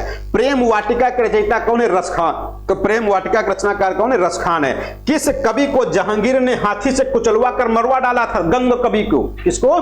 गंग कवि को जहांगीर ने हाथी से कुचलवा करके मरवा डाला था। तुलसी गंग दुओ भय सु कबिन के सरदार, भिखारी दास ने कहा आगे चल के इन्हीं के संबंध में। और गंग कवि ने क्या था? कबहु न भड़ुआ रंग चढ़े, इस प्रकार से एक पंक्ति कही थी। आचार्य शुक्ल ने नर काव्य की रचना करने वाले किस कवि को अपने एक समय का सर्वश्रेष्ठ कवि घोषित किया था? नर काव्य की रचना करने वाले, है ना? तो ये गंग कवि वही है। कबहु न भड़ुआ रंग चढ़े, ये पंक्ति लिखी थी खूब फेमस गंग कवि। हाथी से कुचलवाए गए जहांगीर के द्वारा। अवधी भाषा में प्रणीत सबसे पहले कृष्ण काव्य हरिचरित्र के रचनाकार कौन है? लालच दास है। हरिचरित्र किसने लिखा? लालच दास। किस भाषा में लिखी गई? अवधी में। अवधी में रचित कृष्ण काव्य के सर्वश्रेष्ठ कवि कौन है? लक्ष्यदास हैं। आधुनिक युग में अवधी भाषा में कृष्ण काव्य परंपरा के अंतिम कवि और उनका काव्य कौन सा है? तो द्वारिका प्रसाद मिश्र। कृष्णायन क्या है? कृष्णायन है, द्वारिका प्रसाद मिश्र जी के द्वारा लिखा गया। हिंदी में राम काव्य के, अब यहां पर देखिएगा अवधी भाषा की बात हो रही है, ये कोई ना कोई जगन्नाथ दास रत्नाकर भी तो सर जी हैं सर्वश्रेष्ठ कवि। वो तो ब्रज भाषा में लिखने वाले हैं आधुनिक काल की। ये अवधि की बात हो रही है। हिंदी में राम काव्य के मुख्य प्रेरणा स्रोत माने जाते हैं स्वामी रामानंद। स्वामी रामानंद से प्रेरणा लेकर के राम काव्य लिखा गया। हिंदी काव्य की शक्ति का पूर्ण प्रसार इनकी रचनाओं में ही पहले दिखाई पड़ा। यह कथन शुक्ल जी का किसके संबंध में है? तुलसीदास के संबंध में। भाई राम की बात हो और शुक्ल जी की बात हो तो भाई तुलसी की ही बात होना है। रामचंद्र शुक्ल जी ने राम काव्य परंपरा का प्रथम कवि किसे माना है? तो रामानंद जी को माना। तुलसीदास की किस काव्य कृति के आरंभ में मंगलाचरण के उपरांत संत स्वभाव का वर्णन किया गया? वैराग्य संदीपनी में। वैराग्य संदीपनी में संतों की महिमा का गुणगान किया गया या संत स्वभाव का वर्णन किया गया। अगला, साखी शब्दी दोहरा कवि कहनी उपखान भगत निरूपहि अधम कवि निंदहि वेद पुराण। किस भक्त कवि की पंक्तियां हैं? तो तुलसीदास की। भाई साखी शब्दी जैसे आता है वैसे हम लोग कबीर पे पहुंच जाते हैं। तो साखी शब्दी कबीरदास ने नहीं कहा, किसने? तुलसीदास ने। हिंदी कविता के प्रेमी मात्र जानते हैं कि उनका ब्रज और अवधी दोनों भाषाओं पर समान अधिकार था। तुलसी के संबंध में किसने कहा? रामचंद्र शुक्ल जी ने। तुलसी का वह कौन सा ग्रंथ है जिसमें ज्योतिष का पूर्ण विवेचन किया गया? कल बात हुई थी रामाज्ञा प्रश्नावली, जो ज्योतिष से संबंधित है। खेट कौतकम रहीम का ग्रंथ है जो ज्योतिष से संबंधित है। विनय पत्रिका की भाषा बोलचाल की ब्रज भाषा। रामचरितमानस का प्रधान रस क्या है? शांत रस प्रधान रस है। रामचरितमानस की भाषा क्या है? अवधि। वो भी कौन सी अवधि? संस्कृत निष्ठ अवधि। कैसी? संस्कृत निष्ठ अवधि। तो संस्कृत निष्ठ अवधि किसकी रचना है? सॉरी, किस भाषा की, किस रचना की भाषा है? तो भाई रामचरितमानस की। तुलसीदास का वास्तविक दर्शन क्या है? समन्वयवादी। कैसा है? समन्वयवादी। यानी तुलसीदास का जो भावना थी कैसी? समन्वयवादी दृष्टिकोण था। कैसा दृष्टिकोण था? समन्वयवादी। वो सबका समन्वय यानी सबको एक में लेकर के चलना चाह रहे थे, ऐसी भक्ति भावना थी इनकी। तुलसी का सर्वाधिक प्रसिद्ध ग्रंथ कौन सा है? भाई रामचरितमानस है जो कि धार्मिक ग्रंथ बन चुका है।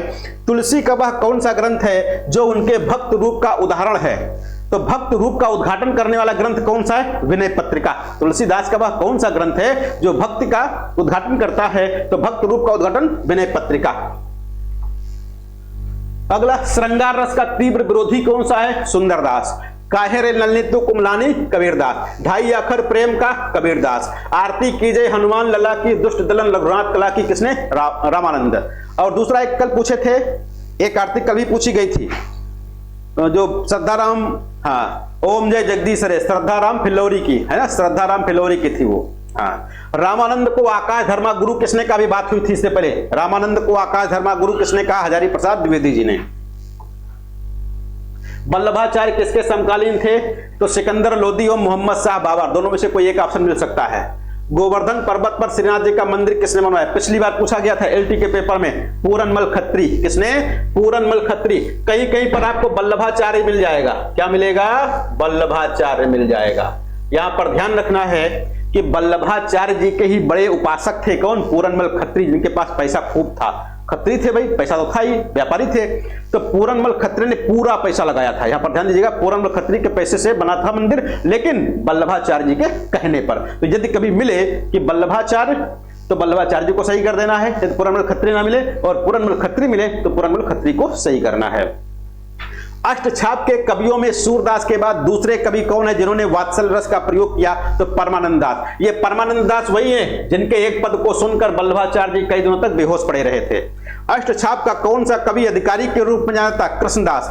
कृष्णदास अधिकारी के रूप में जाने जाते हैं, इसीलिए कृष्णदास जी को जो पूरनमल खत्री के द्वारा मंदिर बनवाया गया था, कौन सा? श्रीनाथ जी का, इस मंदिर का प्रबंध दायित्व कृष्णदास जी को ही दिया गया था। और कृष्णदास जी की प्रतिभा से ही विचलित होकर के, परेशान होकर के, भयभीत होकर के सूरदास अपने जीवन के अंतिम दिनों में पारसौली में जाकर के रहे थे।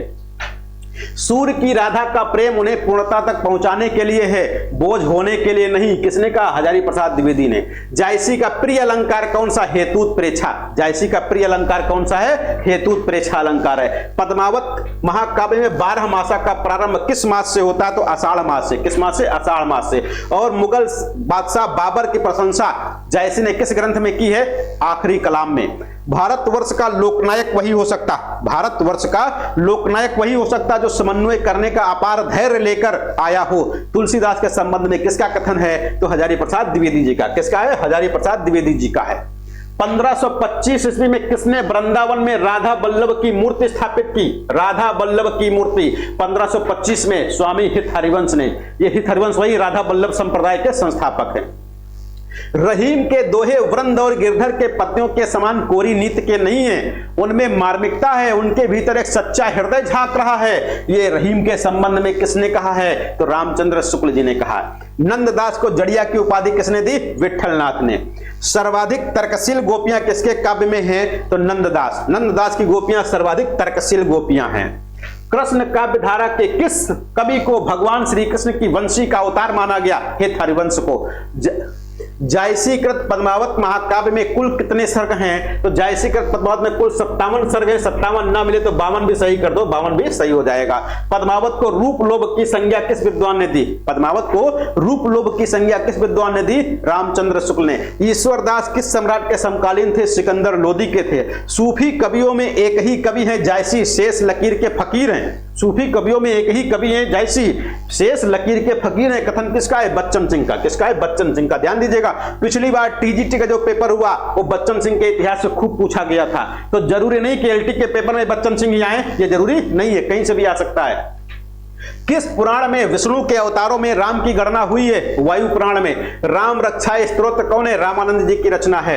हिंदी साहित्य के 1000 वर्षों में कबीर जैसा व्यक्तित्व लेकर कोई लेखक उत्पन्न नहीं हुआ। महिमा में यह व्यक्तित्व केवल एक ही प्रतिद्वंदी जानता है, वह है तुलसीदास। बहुत फेमस कथन है। किसका है? हजारी प्रसाद द्विवेदी जी का।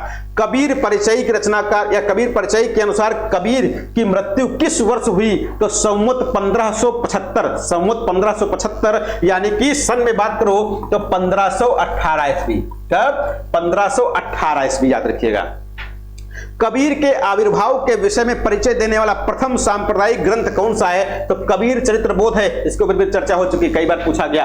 कबीर को उपालंब काव्य किसने कहा? डॉक्टर नगेंद्र ने। सूर सागर के किस ग्रंथ में श्री कृष्ण की बाल लीला का वर्णन मिलता है? तो सूर सागर के 10वें स्कंद में बाल लीला का वर्णन मिलता है। और 9वें सर्ग में क्या मिलता है भैया? 9वें स्कंद में क्या मिलता है? किसका वर्णन है?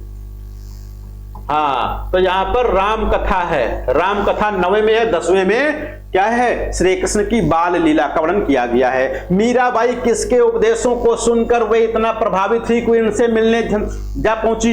यहां पर रैदास भी आंसर में आपको मिलेगा। तो रैदास उनके गुरु थे, उनसे इस प्रकार से प्रभावित नहीं कि उनसे मिलने के लिए जा पहुंची थी, तो संत पीपा से मिलने जा पहुंची थी। मीरा मुक्तावली ग्रंथ का संपादन किसने किया? नरोत्तम स्वामी ने।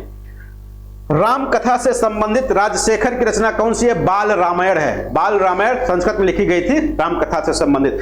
बंगला भाषा में राम कथा का वर्णन किसने किया? कृत्तिवास, यानी कृत्तिवास रामायण आती है तो कृत्तिवास ने किया। राम काव्य परंपरा में रामानंद की रचना कौन सी है? राम रक्षा स्तोत्र है। रामचरितमानस की रचना कब आरंभ की गई? संवत 1631 कर्म कथाधर हरिपद सीसा। तो संवत 1631। इसको अगर जो सन में बात करोगे तो 1574 क्या आएगा? 1574 आ जाएगा। तुलसी कृत रामचरितमानस किस भाषा में लिखी गई? अवधी भाषा में। गोद लिए हुलसी फिरे तुलसी सो सुत हो, ये किसकी पंक्ति है? रहीमदास जी की। किसकी है? रहीमदास जी की है। और इससे पहले जो पंक्ति आती है, सुरतीय नरतीय नागतीय अचाहत सब कोई, ये किसके द्वारा लिखी गई है? तो तुलसीदास जी के द्वारा लिखी गई, याद रखिएगा। राम भक्ति मार्ग के अंतर्गत श्रृंगारी भावना के प्रवर्तक, इसके श्रृंगारी भावना के प्रवर्तक कौन है? रामचरण दास जी हैं। मध्ययुगीन राम काव्य परंपरा के अंतिम उल्लेखनीय कवि कौन है? महाराज विश्वनाथ सिंह है राम काव्य परंपरा के अंतिम उल्लेखनीय कवि। राम भक्ति धारा के रसिक संप्रदाय से के आदि प्रतिष्ठापक आचार्य कौन है? रसिक संप्रदाय किसने चलाया? अग्रदास। हिंदी का कृष्ण काव्य परिमाण, प्रभाव, सौंदर्य और श्रेष्ठता की दृष्टि से राम काव्य की तुलना में श्रेष्ठ रहा है। इसका प्रमुख कारण है ना, तो यहां पर क्या? राम काव्य मर्यादावादी था और कृष्ण काव्य में प्रेम मार्ग में किसी भी प्रकार का बंधन स्वीकार्य नहीं था। इसलिए कृष्ण काव्य परिमाण, प्रभाव, सौंदर्य, श्रेष्ठता की दृष्टि से राम काव्य की तुलना में श्रेष्ठ माना गया है। सूर सागर को किसने ध्वनि काव्य कहा? तो ध्वनि काव्य रामचंद्र शुक्ल जी ने। दिल्ली के निकट सिही नामक स्थान को सूरदास का जन्म स्थान मानने वाले गणपत चंद्र गुप्त जी हैं। संसार को होली का रूपक मानकर सूरदास का कौन सा ग्रंथ लिखा गया? तो यहां पर सूर सारावली। सूर सारावली सूरदास का ऐसा ग्रंथ है जो संसार को होली का रूपक मान करके लिखा गया था।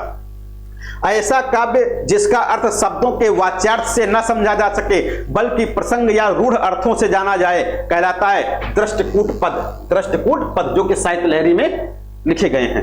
हिंदी में भ्रमर गीत परंपरा का श्री गणेश किससे माना जाता है? तो हिंदी में बात किया जाए तो सूरदास से। हिंदी में भ्रमर गीत सूरदास से शुरू होता है। रामचरितमानस का काव्य रूप क्या है? रामचरितमानस महाकाव्य है। महाकाव्य किसके अंतर्गत आता है? प्रबंध काव्य के अंतर्गत। किसके अंतर्गत?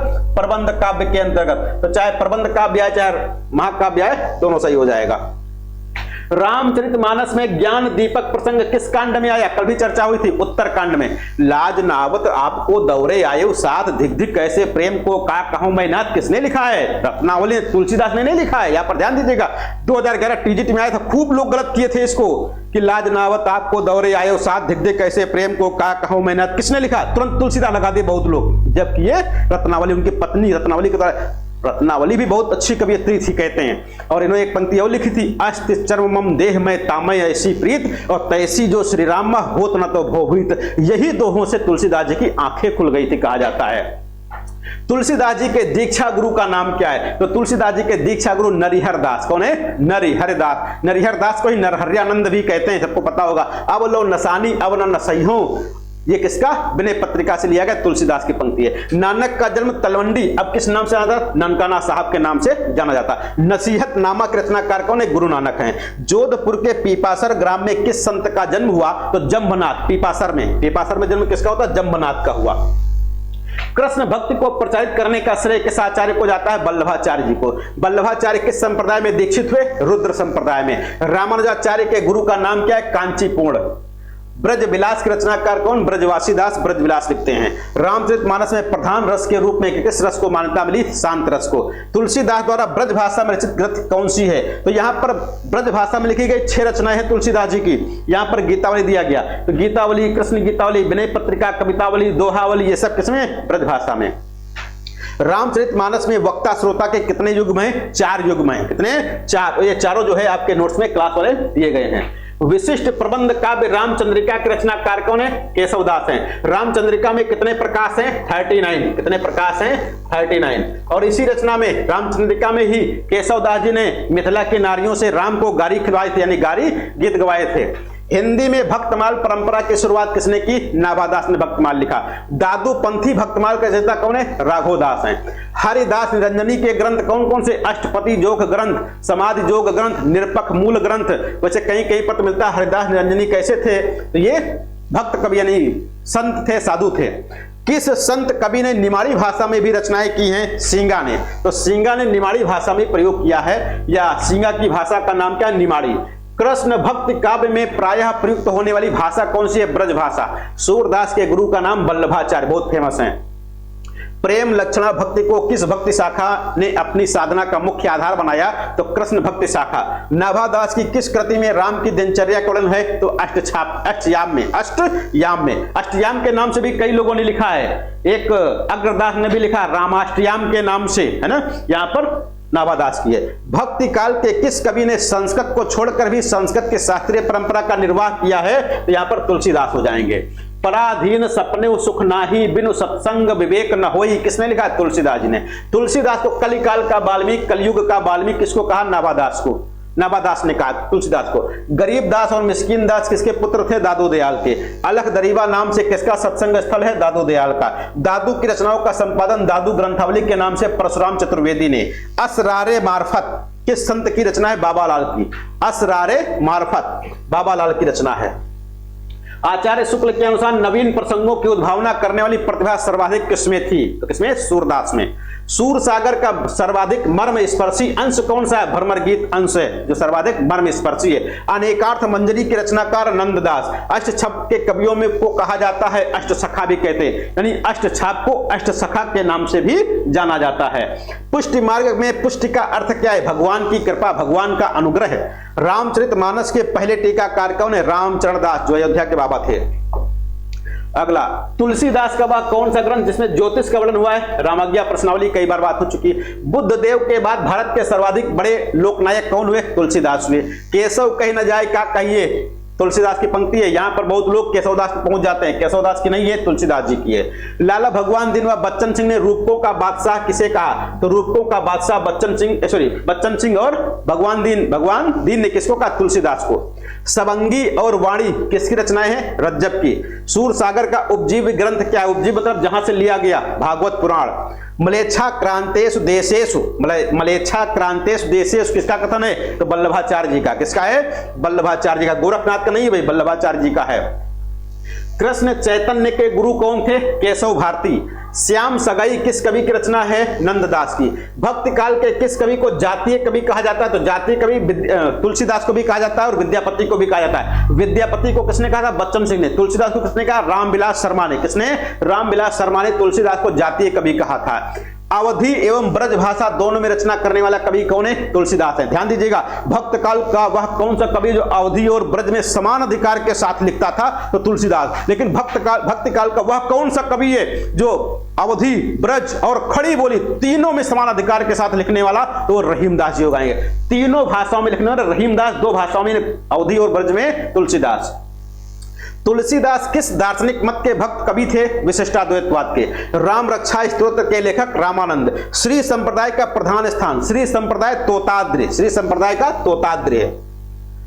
12 मासा के रचनाकार कौन है? गुरु अर्जुन देव हैं। केशवदास की भी रचना है। नानक की वाणियों का संकलन किसने किया? अंगद ने। ज्ञान परोक्ष ज्ञान बोध किसके? मलुकदास के। महात्मा रघुबर दास रचित ग्रंथ है तुलसी चरित, यानी महात्मा रघुबर दास ने रचित क्या लिखा है? तुलसी चरित लिखा है। राम गुलाम द्विवेदी ने तुलसी का जन्म क्या माना है? 1589 विक्रमी, 1589 विक्रमी, यानी 1532 हो जाएगा। क्या हो जाएगा?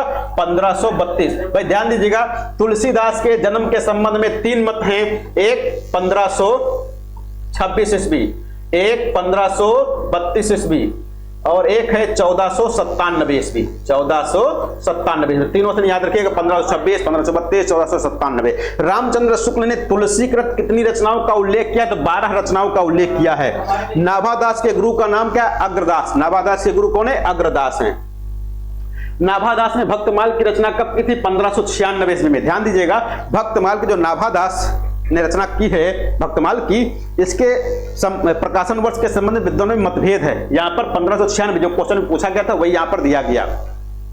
ये प्रेम कहानियां मुसलमानों के द्वारा ही लिखी गई। ये प्रेम कहानियां मुसलमानों के द्वारा ही लिखी गई हैं। शुक्ल जी ने यह उक्ति किस काव्यधारा के लिए कही है? तो सूफी काव्यधारा के। भाई सूफी काव्यधारा के अंतर्गत अधिकतर जो कवि थे वो मुसलमान थे, जाति से मुसलमान थे, लेकिन कहानियां वहां पर हिंदुओं की कही गई हैं। दूसरा एकमात्र कवि थे जो हिंदू थे, सूरदास पंजाबी, नल दमयंती कथा के रचनाकार थे। सूफी काव्य परंपरा के प्रथम कवि कौन? तो मुल्ला दाऊद हैं। अवधी भाषा में रचित चंदैन का रचनाकार मुल्ला दाऊद। आचार्य रामचंद्र शुक्ल ने सूफी काव्य परंपरा का प्रथम कवि किसे माना? कुतुबन को। संप्रदाय निरपेक्ष कृष्ण कवि कौन है? यानी ऐसा कृष्ण काव्यधारा का कवि जो संप्रदाय निरपेक्ष था, तो रसखान। रसखान किसी संप्रदाय में बंद करके नहीं लिखे।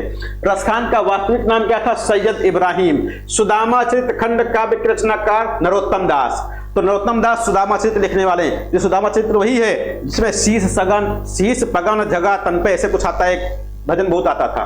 भक्त मध्यकाल में किस कवि ने मुसलमान होकर भी कृष्ण की भक्ति परक रचनाएं लिखी हैं? तो मुसलमान होकर भी कृष्ण भक्ति की रचना की है रसखान ने। कथा जगत जेती कवि आई, कथा जगत जेती कवि आई किसने लिखा? मंझन ने। राम भक्ति परंपरा में रामायण महानाटक की रचना किसने की है? प्राणचंद्र चौहान ने। कृष्ण गीतावली की रचना तुलसी ने किस स्थान पर की थी? तो वृंदावन में। कृष्ण गीतावली की रचना कहां पर की? वृंदावन में की थी। हनुमान नाटक के रचनाकार कौन है? हृदय राम है। पौरुषेय रामायण के रचनाकार कौन है? नरहरि वार्हट है, बहुत फेमस है। राम रासो अध्यात्म रामायण के रचनाकार कौन है? माधवदास चारण है। राधा वल्लभ संप्रदाय में सर्वोपरि मान्यता किसको दी गई? सर्वोपरि स्थान किसका है? राधा का स्थान है, राधा वल्लभ, क्योंकि नाम भी देखो आगे लिखा गया राधा, राधा आगे आ जाएंगे।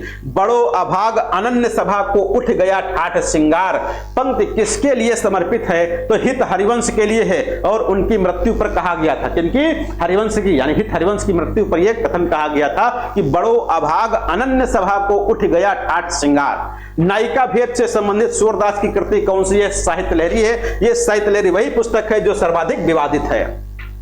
फिर आगे बात आती है जुगलमान चरित, भ्रमर गीत, प्रेम तत्व निरूपण रचनाओं के रचनाकार कृष्णदास जी हैं। कृष्ण के सुदर्शन चक्र का अवतार किसे माना जाता है? निम्बार्काचार्य को। डॉक्टर नगेंद्र ने हिंदी का पहला प्रेमाख्यान ग्रंथ किसे माना? हंसावली असाहित को माना है। पद्मावत को हिंदी में अपने ढंग की अकेली त्रासदी किसने कहा? विजय देव नारायण शाही ने। अवध विलास का रचना काल क्या है? 1643 में। रामचंद्रिका में कितने प्रकाश हैं? 42 प्रकाश है भाई। रामचंद्रिका में कितने प्रकाश? 42 प्रकाश हैं। रामचंद्रिका महाकाव्य केशवदास के द्वारा लिखा गया। रामचंद्रिका की रचना कब हुई? 1601 में। सन भी याद रखेगा। रामचंद्रिका कब लिखा गया? 1601 में। 1601 में रामचंद्र शुक्ल की एक पुस्तक और आई थी, क्या नाम था उसका? क्या नाम था भाई? कवि प्रिया। कवि प्रिया 1601 में आई है ना। हाँ, और रसिक प्रिया कब लिखी गई थी? रसिक प्रिया 1591 में रसिक प्रिया लिखी गई। हाँ, 1610 विज्ञान गीता हो गया। रघुनाथ चरित किसकी रचना है? परशुराम देव की है। वेदांत पारिजात सौरभ, वेदांत पारिजात सौरभ की रचना किसने की है? करने वाले आचार्य कौन है? अच्छा, ये कहां पर आ गया? वेदांत पारिजात सौरभ की रचना करने वाले कृष्णदास अधिकारी किस जाति के थे? तो कुंभी जाति के। यहां पर करने वाले आचार्य, यहां पर उत्तर छूटा हुआ है भाई। क्या हो जाएंगे? या किसी के पास रखा हुआ नोट से खुला? वेदांत पारिजात सौरभ कौन हो जाएंगे? निम्बार्काचार्य हो जाएंगे। निम्बार्काचार्य जी हो जाएंगे। देखो भैया यहाँ पर छूटा हुआ सही कर दीजिएगा। कृष्णदास अधिकारी किस जाति के थे? कुनबी जाति के। किस जाति के? कुनबी जाति के। कृष्णदास की जन्मभूमि क्या है? गुजरात। कृष्णदास की जन्मभूमि क्या है? गुजरात है।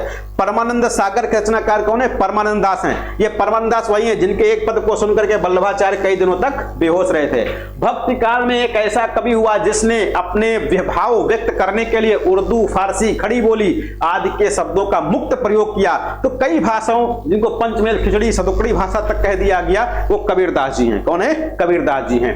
भक्ति काल की प्रेमाश्रयी धारा पर किस मत का प्रभाव है? सूफी मत का प्रभाव है। मराठी के लिए जो महत्व ज्ञानेश्वरी का है, मराठी के लिए जो महत्व ज्ञानेश्वरी का है, वह महत्व अवधि के लिए जायसी की भाषा का है। यह किसने कहा? वासुदेव शरण अग्रवाल ने कहा है। जायसी कि किस पुस्तक में कयामत का वर्णन है? तो आखिरी कलाम में। राम कथा का वर्णन सेनापति के किस ग्रंथ में है? तो कवित्र रत्नाकर में। किसमें? कवित्र रत्नाकर में राम कथा का वर्णन किया गया। केशवदास का जन्म कहां पर हुआ था? 1555 में हुआ, ओरछा। सुरतीय, नरतीय, नागतीय सब चाहत अस होय पंक्ति के रचनाकार कौन? तो भैया तुलसीदास। इसके रचनाकार कौन हो जाएंगे? तुलसीदास। कौन हो जाएंगे? तुलसीदास हो जाएंगे। यहां पर देखो थोड़ा सा गड़बड़ हुआ। गोद लिए हुलसी फिरे तुलसी सोसुत होए, तो इसके रचनाकार कौन है? रहीमदास हैं। सुरति सम्मत हरि भक्त पंथ संयुत विरत विवेक पंक्ति के रचनाकार कौन हो जाएंगे? यहां पर देखो गड़बड़ हो गया। श्रुत सम्मत हरिभक्त पंथ संयुत विरत विवेक, ये किसके द्वारा लिखी गई भैया? कोई बताएगा? हाँ, तुलसीदास जी के द्वारा लिखी गई। तुलसीदास। आगे है नंददास की प्रसिद्धि का कारण कौन सा ग्रंथ है? तो नंददास की प्रसिद्धि का कारण रास पंचाध्यायी। ये रास पंचाध्यायी किस छंद में लिखी गई? रोला छंद में। बहुत फेमस है, रोला छंद में लिखी गई। इसे हिंदी का गीत गोविंद भी कहते हैं। क्या भैया? हिंदी का गीत गोविंद। सही है गलत है? हाँ सही है, चलो बहुत अच्छा है। राधा कृष्ण की युगलोपासना का विधान किस संप्रदाय में? निम्बार्क संप्रदाय में। राधा वल्लभ संप्रदाय में त्रिकुटी पर तिलक के बीच बिंदी किसका प्रतीक है? त्रिकुटी के तिलक पर ही, त्रिकुटी पर तिलक के बीच बिंदी, ये राधा का प्रतीक है। किसका? राधा का प्रतीक है। कृष्ण को रस रूप में, कृष्ण को रस रूप में तथा राधा को रति रूप में मान्यता किस संप्रदाय में मिलती है? विष्णु सहजिया संप्रदाय में। देवनागरी वर्णमाला के एक एक अक्षर को आधार बनाकर जायसी की किस पुस्तक में सिद्धांत निरूपण व सिद्धांत में चौपाइयां कही गई हैं? तो अखरावट है, और अखरावट यही है। पद्मावत को समासोक्ति मानने वाले रामचंद्र शुक्ल। अनलहक मैं ही ब्रह्म हूं, इसकी घोषणा करने वाले कौन थे? मंसूर थे। कौन थे? मंसूर थे। वह प्रेमाख्यान कौन सा है जिसमें नायक नायिका के साथ साथ उपनायक और उपनायिका का भी उल्लेख किया गया है? तो उपनायक और उपनायिका की व्यवस्था मधुमालती में की गई है। किसमें? मधुमालती में। ब्रज भाषा में रचित प्रेमाख्यान कौन सा है? रूप मंजरी है, नंददास के द्वारा लिखा गया। गोरख जगायो जोग भगत भगायो लोग, किसने? तुलसीदास ने लिखा। कार्तिक मास पक्ष उजियारा, ये याद रखिएगा, कार्तिक मास पक्ष उजियारा शाह सलेम दिल्ली पति थाना, ये खूब पूछते हैं। तो कार्तिक मास पक्ष उजियारा, तो कार्तिक मास पक्ष उजियारा है किसने कहा? ये मलिक मोहम्मद जायसी ने नहीं कहा। किसने कहा है? प्राणचंद चौहान ने। किसने कहा है? प्राणचंद चौहान ने कहा है। अच्छा, प्राणचंद चौहान की कौन सी रचना है जिसमें इन्होंने कहा है ना? रामायण महानाटक हो गया। तो रामायण महानाटक बहुत फेमस है, रामायण महानाटक। तो या तो पुस्तक का नाम पूछेंगे तो रचनाकार का नाम पूछेंगे। तो कार्तिक मास पक्ष उजियारा ये पद्मावत से नहीं है, रामायण महानाटक से है। अगला, राम काव्य के भीतर पति पत्नी भाव से राम सीता की उपासना कर श्रृंगारी भावना के प्रवर्तक कौन थे? तो श्रृंगारी भावना के प्रवर्तक कौन हो जाएंगे? रामचरण दास हो जाएंगे। कौन हो जाएंगे? रामचरण दास। रामचरण दास हो जाएंगे श्रृंगारी भावना की उपासना करने वाले। तो जननी जग में या मुख की कहां कालिमा धोई हूं, किसने लिखा है? तुलसीदास ने। किस पुस्तक में? गीतावली में। राम को रूप निहारत जानकी कंकन के नग की परछाई, ये कहां से लिया गया? तो क्या कहा गया? राम को रूप निहारत जानकी, राम को रूप निहारत जानकी कंकन के नग की परछाई, ये कहां से लिखा गया? कवितावली से। कहां से? कवितावली से। बहुत फेमस है भाई ये पंक्ति, इंटरव्यू में ये बहुत पूछते हैं। जो लोग पढ़े लिखे विद्वान उनकी बहुत फेवरेट पंक्ति है, याद रखिएगा। नंददास का जन्म काल क्या है? 1533। 1533 में एक और विद्वान पैदा हुआ था। कौन था? रसखान या और कोई? बिल्कुल। शोभित कर नवनीत लिए घुटुरवन चलत रेणु तन मंडित मुख दधि लेप लिए, ये किसने कहा है? सूरदास जी ने। किसने कहा? सूरदास। मेरे नैना विरह की बेली भाई, कल भी बात हुई थी, बहुत लोग इस पर कहां जाएंगे? मीराबाई पर जाएंगे। तो मेरे नैना विरह की बेली भाई सूरदास का है। चंद्रहास अग्रज सुहृद परम प्रेम पथ में पगे, ये नंददास के संदर्भ में ये पंक्ति किसकी कही गई? तो नंददास के संदर्भ में ये पंक्ति किसकी है भाई? तो किसकी हो जाएगी? नाभादास की। किसकी है पंक्ति? नाभादास की हो जाएगी। जबते प्रीत श्याम से कीन्ही, जबते प्रेम प्रीत श्याम ते कीन्ही, किसने कहा? परमानंदास ने। अनुराग बांसुरी में आर्दाली के बाद धत्ता रखने के लिए किस छंद का प्रयोग किया गया? तो बरवे छंद का प्रयोग किया गया। कई क्वेश्चन यहां पर रिपीट हो रहे। मुल्ला दाऊद कहां के रहने वाले? रायबरेली, लखनऊ। लखनऊ नहीं, रायबरेली कहो, लखनऊ न कहो, रायबरेली के रहने वाले। लखम सेन पद्मावती की कथा किस भाषा में हुई? राजस्थानी में। कुतुबन किस नगर की शोभा बढ़ाते थे? जौनपुर। वह प्रेमाख्यान जिसमें केवल दोहा छंद का प्रयोग हुआ? माधवानल कामकंडला। रामचरितमानस पूरा करने में कितना समय लगा? 2 वर्ष 7 माह।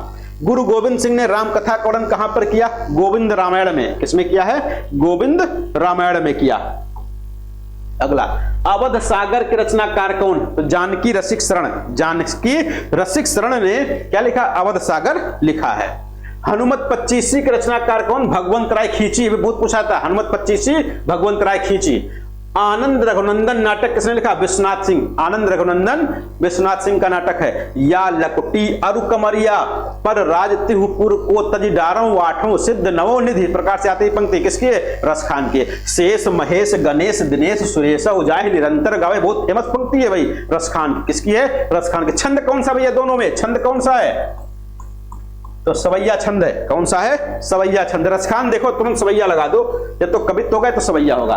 द्वादश यश मधुमालती काव्य ग्रंथ किसके हैं? चतुर्भुज दास। यहां पर ध्यान दीजिएगा, मधुमालती एक मंझन की है। मधुमालती एक मंझन की है। यदि मंझन ऑप्शन में ना मिले तो मधुमालती चतुर्भुज दास की भी है।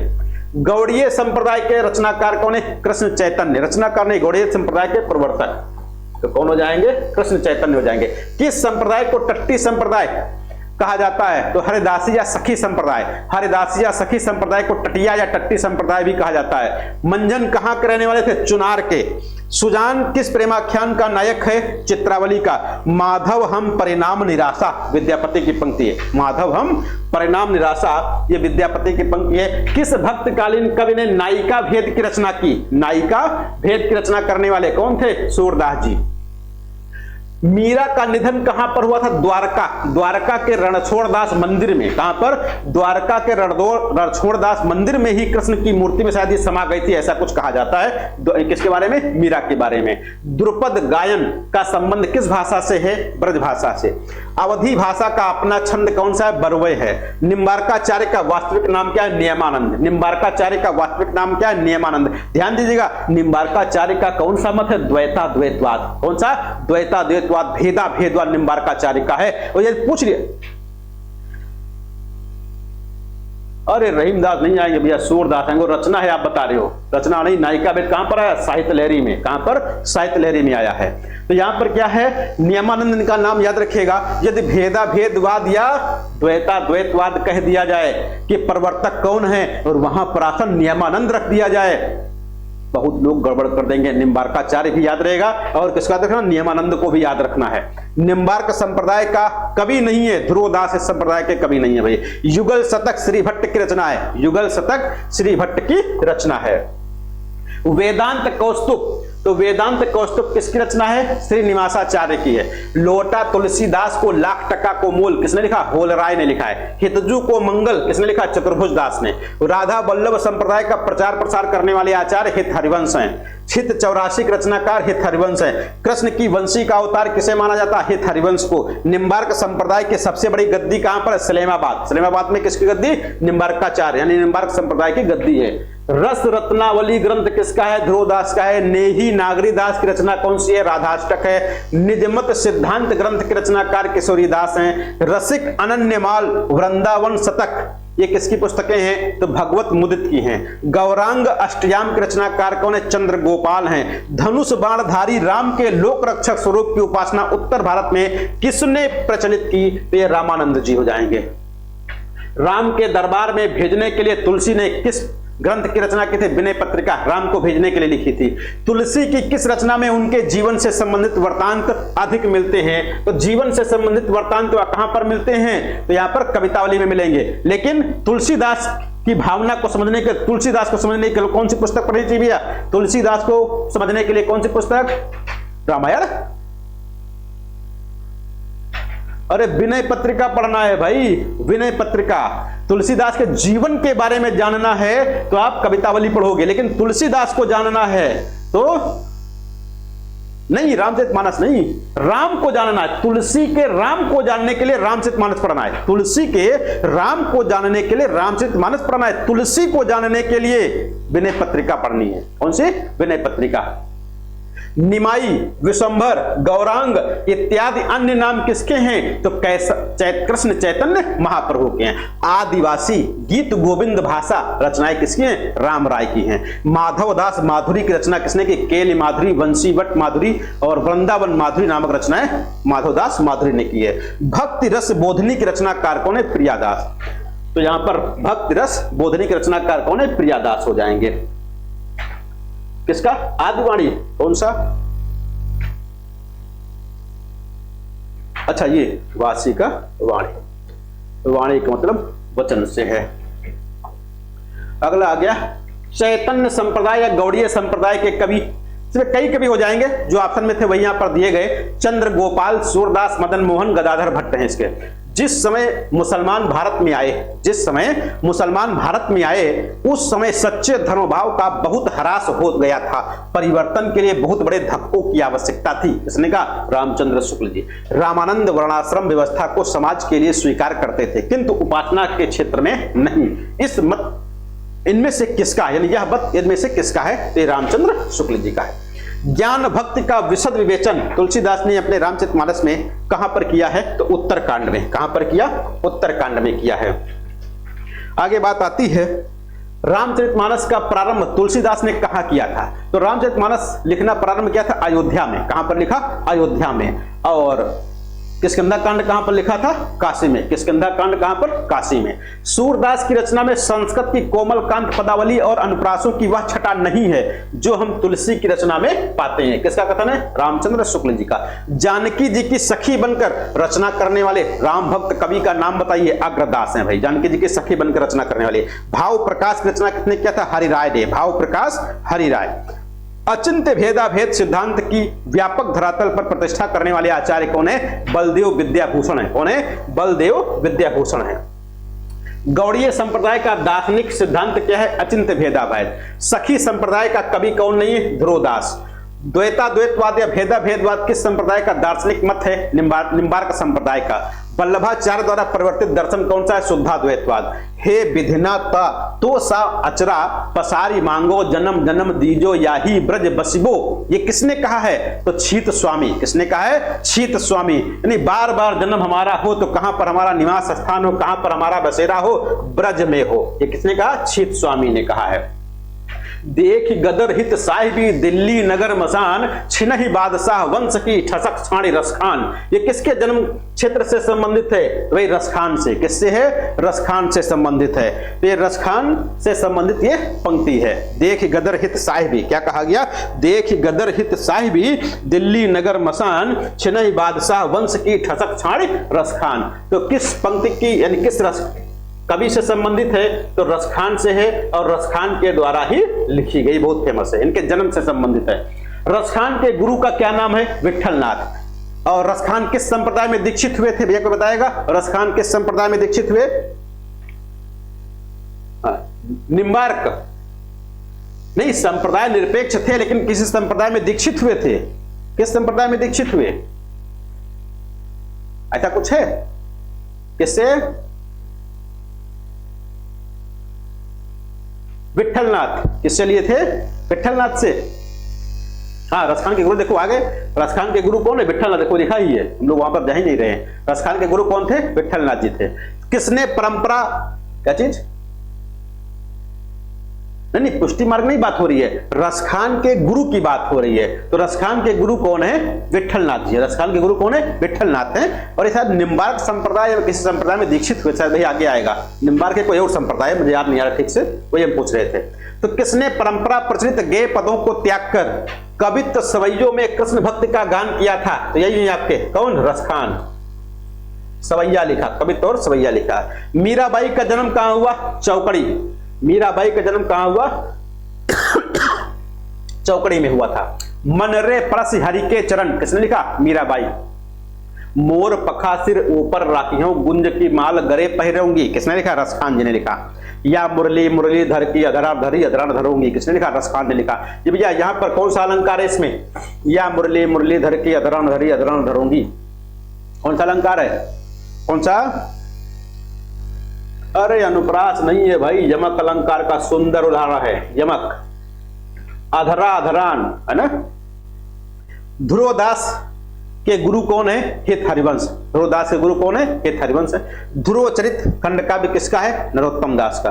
अवधू गगन मंडल घर कीजिए, बात भी हुई है। सहस्त्रचार चक्र का प्रतीक है, सहस्त्रचार चक्र का प्रतीक है गगन मंडल। यहां पर रामचंद्र शुक्ल ने कबीर के रहस्यवाद को कैसा माना है? साधनात्मक रहस्यवाद। और जायसी के रहस्यवाद को कैसा माना है? भावात्मक रहस्यवाद। इसने रामचंद्र शुक्ल जी ने।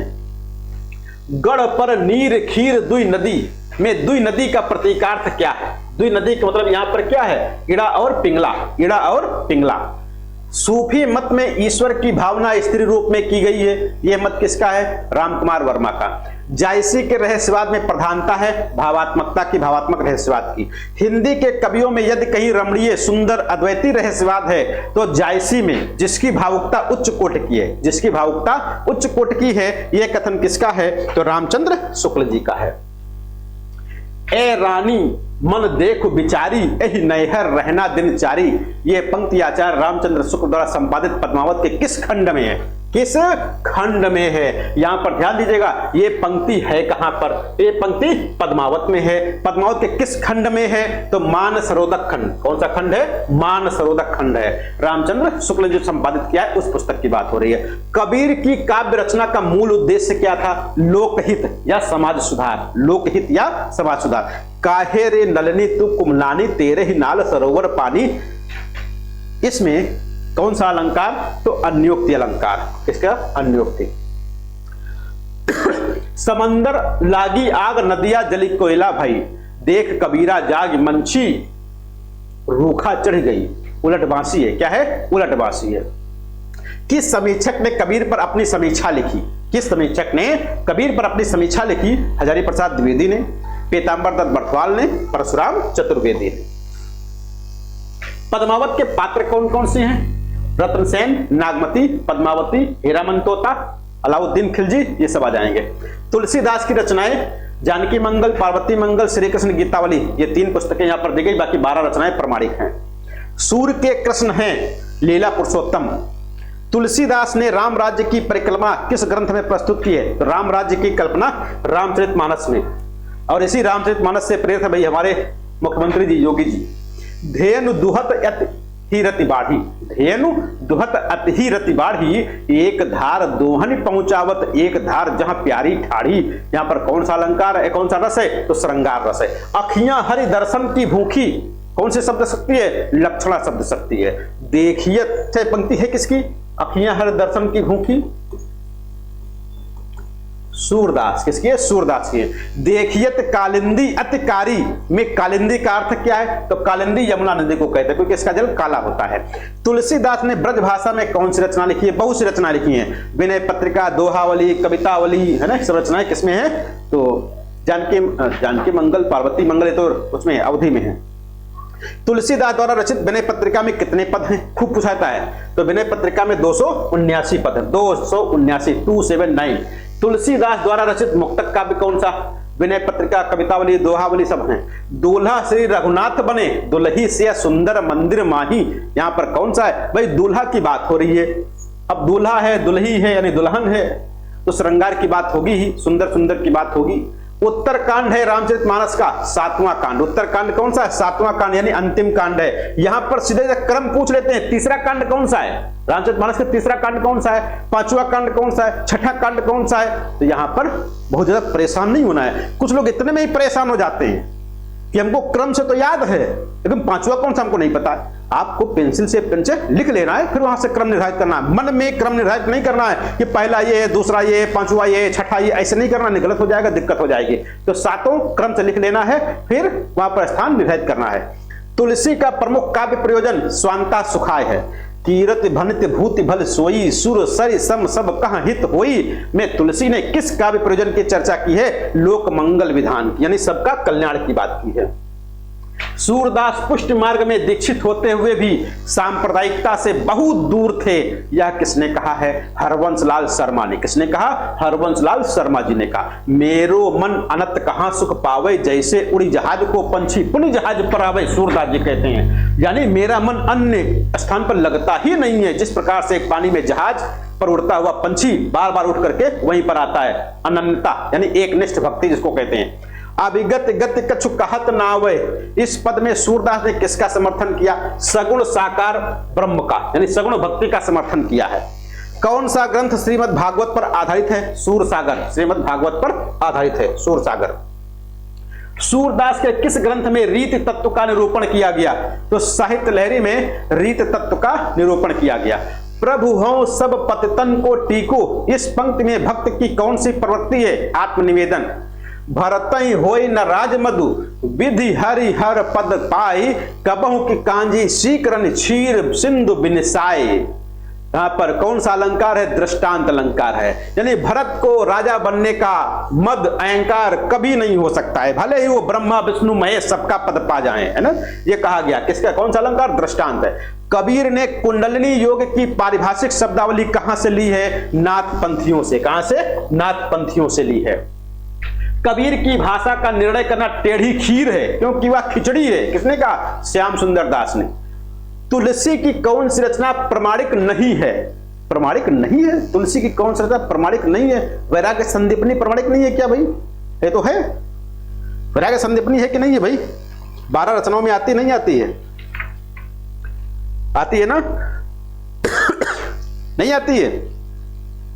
आती है, आती है, ये तो आती है। और कोई रचना होगी? और कोई होगी? आती है। हाँ, तुलसी सत्सई कह सकते हो, यहां पर लिख सकते हो तुलसी सत्सई कर दो, या और भी कई रचनाएं हैं वो आ जाएंगी। तुलसी सत्सई कर लो। वैराग्य संदीपनी आती है। बीजक में कितनी रामायणी है? 84। बीजक में रामायणी कितनी है? 84। रामायणी भाई जो बीजक में पाठ है, रामायणी शब्द साखी, यही तो क्रम है कि साखी शब्द रामायणी का है,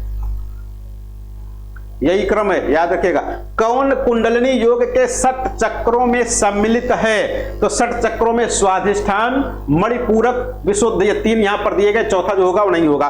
भ्रमर गीत का अभिप्राय क्या है? उद्धव गोपी संवाद। भ्रमर गीत उद्धव गोपी संवाद से संबंधित है। कहत कथ परदेसी की बात, कहत कथ परदेसी की बात किसने लिखा? सूरदास ने।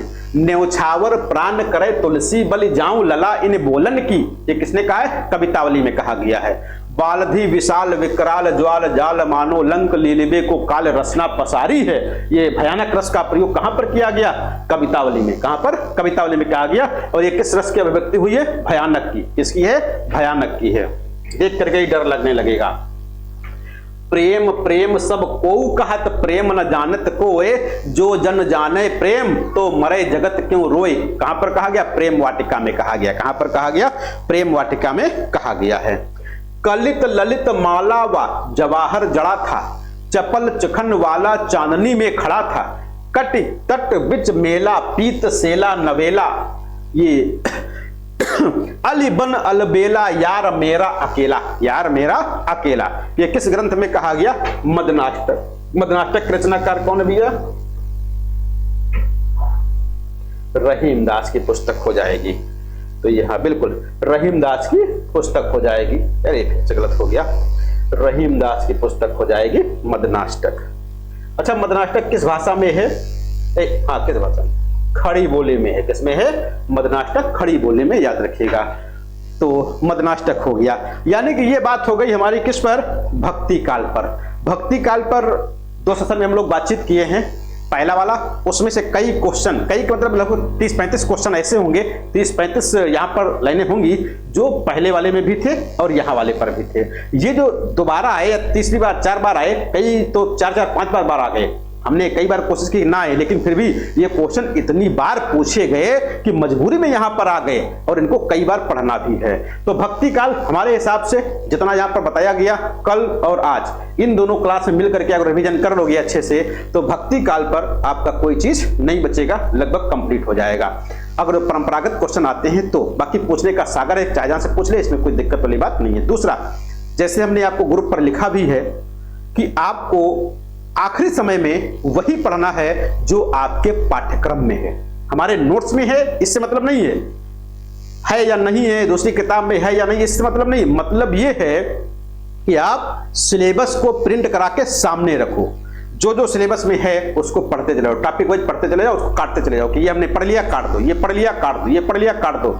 उस प्रकार से कोई भी टॉपिक हिंदी का नहीं छोड़ना चाहिए। जीएस का भले छूट जाए कोई दिक्कत नहीं, लेकिन हिंदी में कोई टॉपिक ऐसा ना हो कि जो वहां पर हो और आप पढ़े ना हो और पता लगा उसमें नहीं है लेकिन आप पढ़ के गए, ये नहीं है। तो आपको आखिरी समय में, अभी तक जो पढ़ा सब ठीक है, अब जो पढ़ो जो आपके सिलेबस में है उसी को आपको पढ़ना है, ताकि अच्छे नंबर आपके आ सकें। और जो आपके सिलेबस में है वो चीज आपको बार बार पढ़ो, ताकि उनमें से कोई चीज गलत ना हो। जी भैया, कोई प्रश्न कोई डाउट हो तो हम लोग बातचीत कर सकते हैं।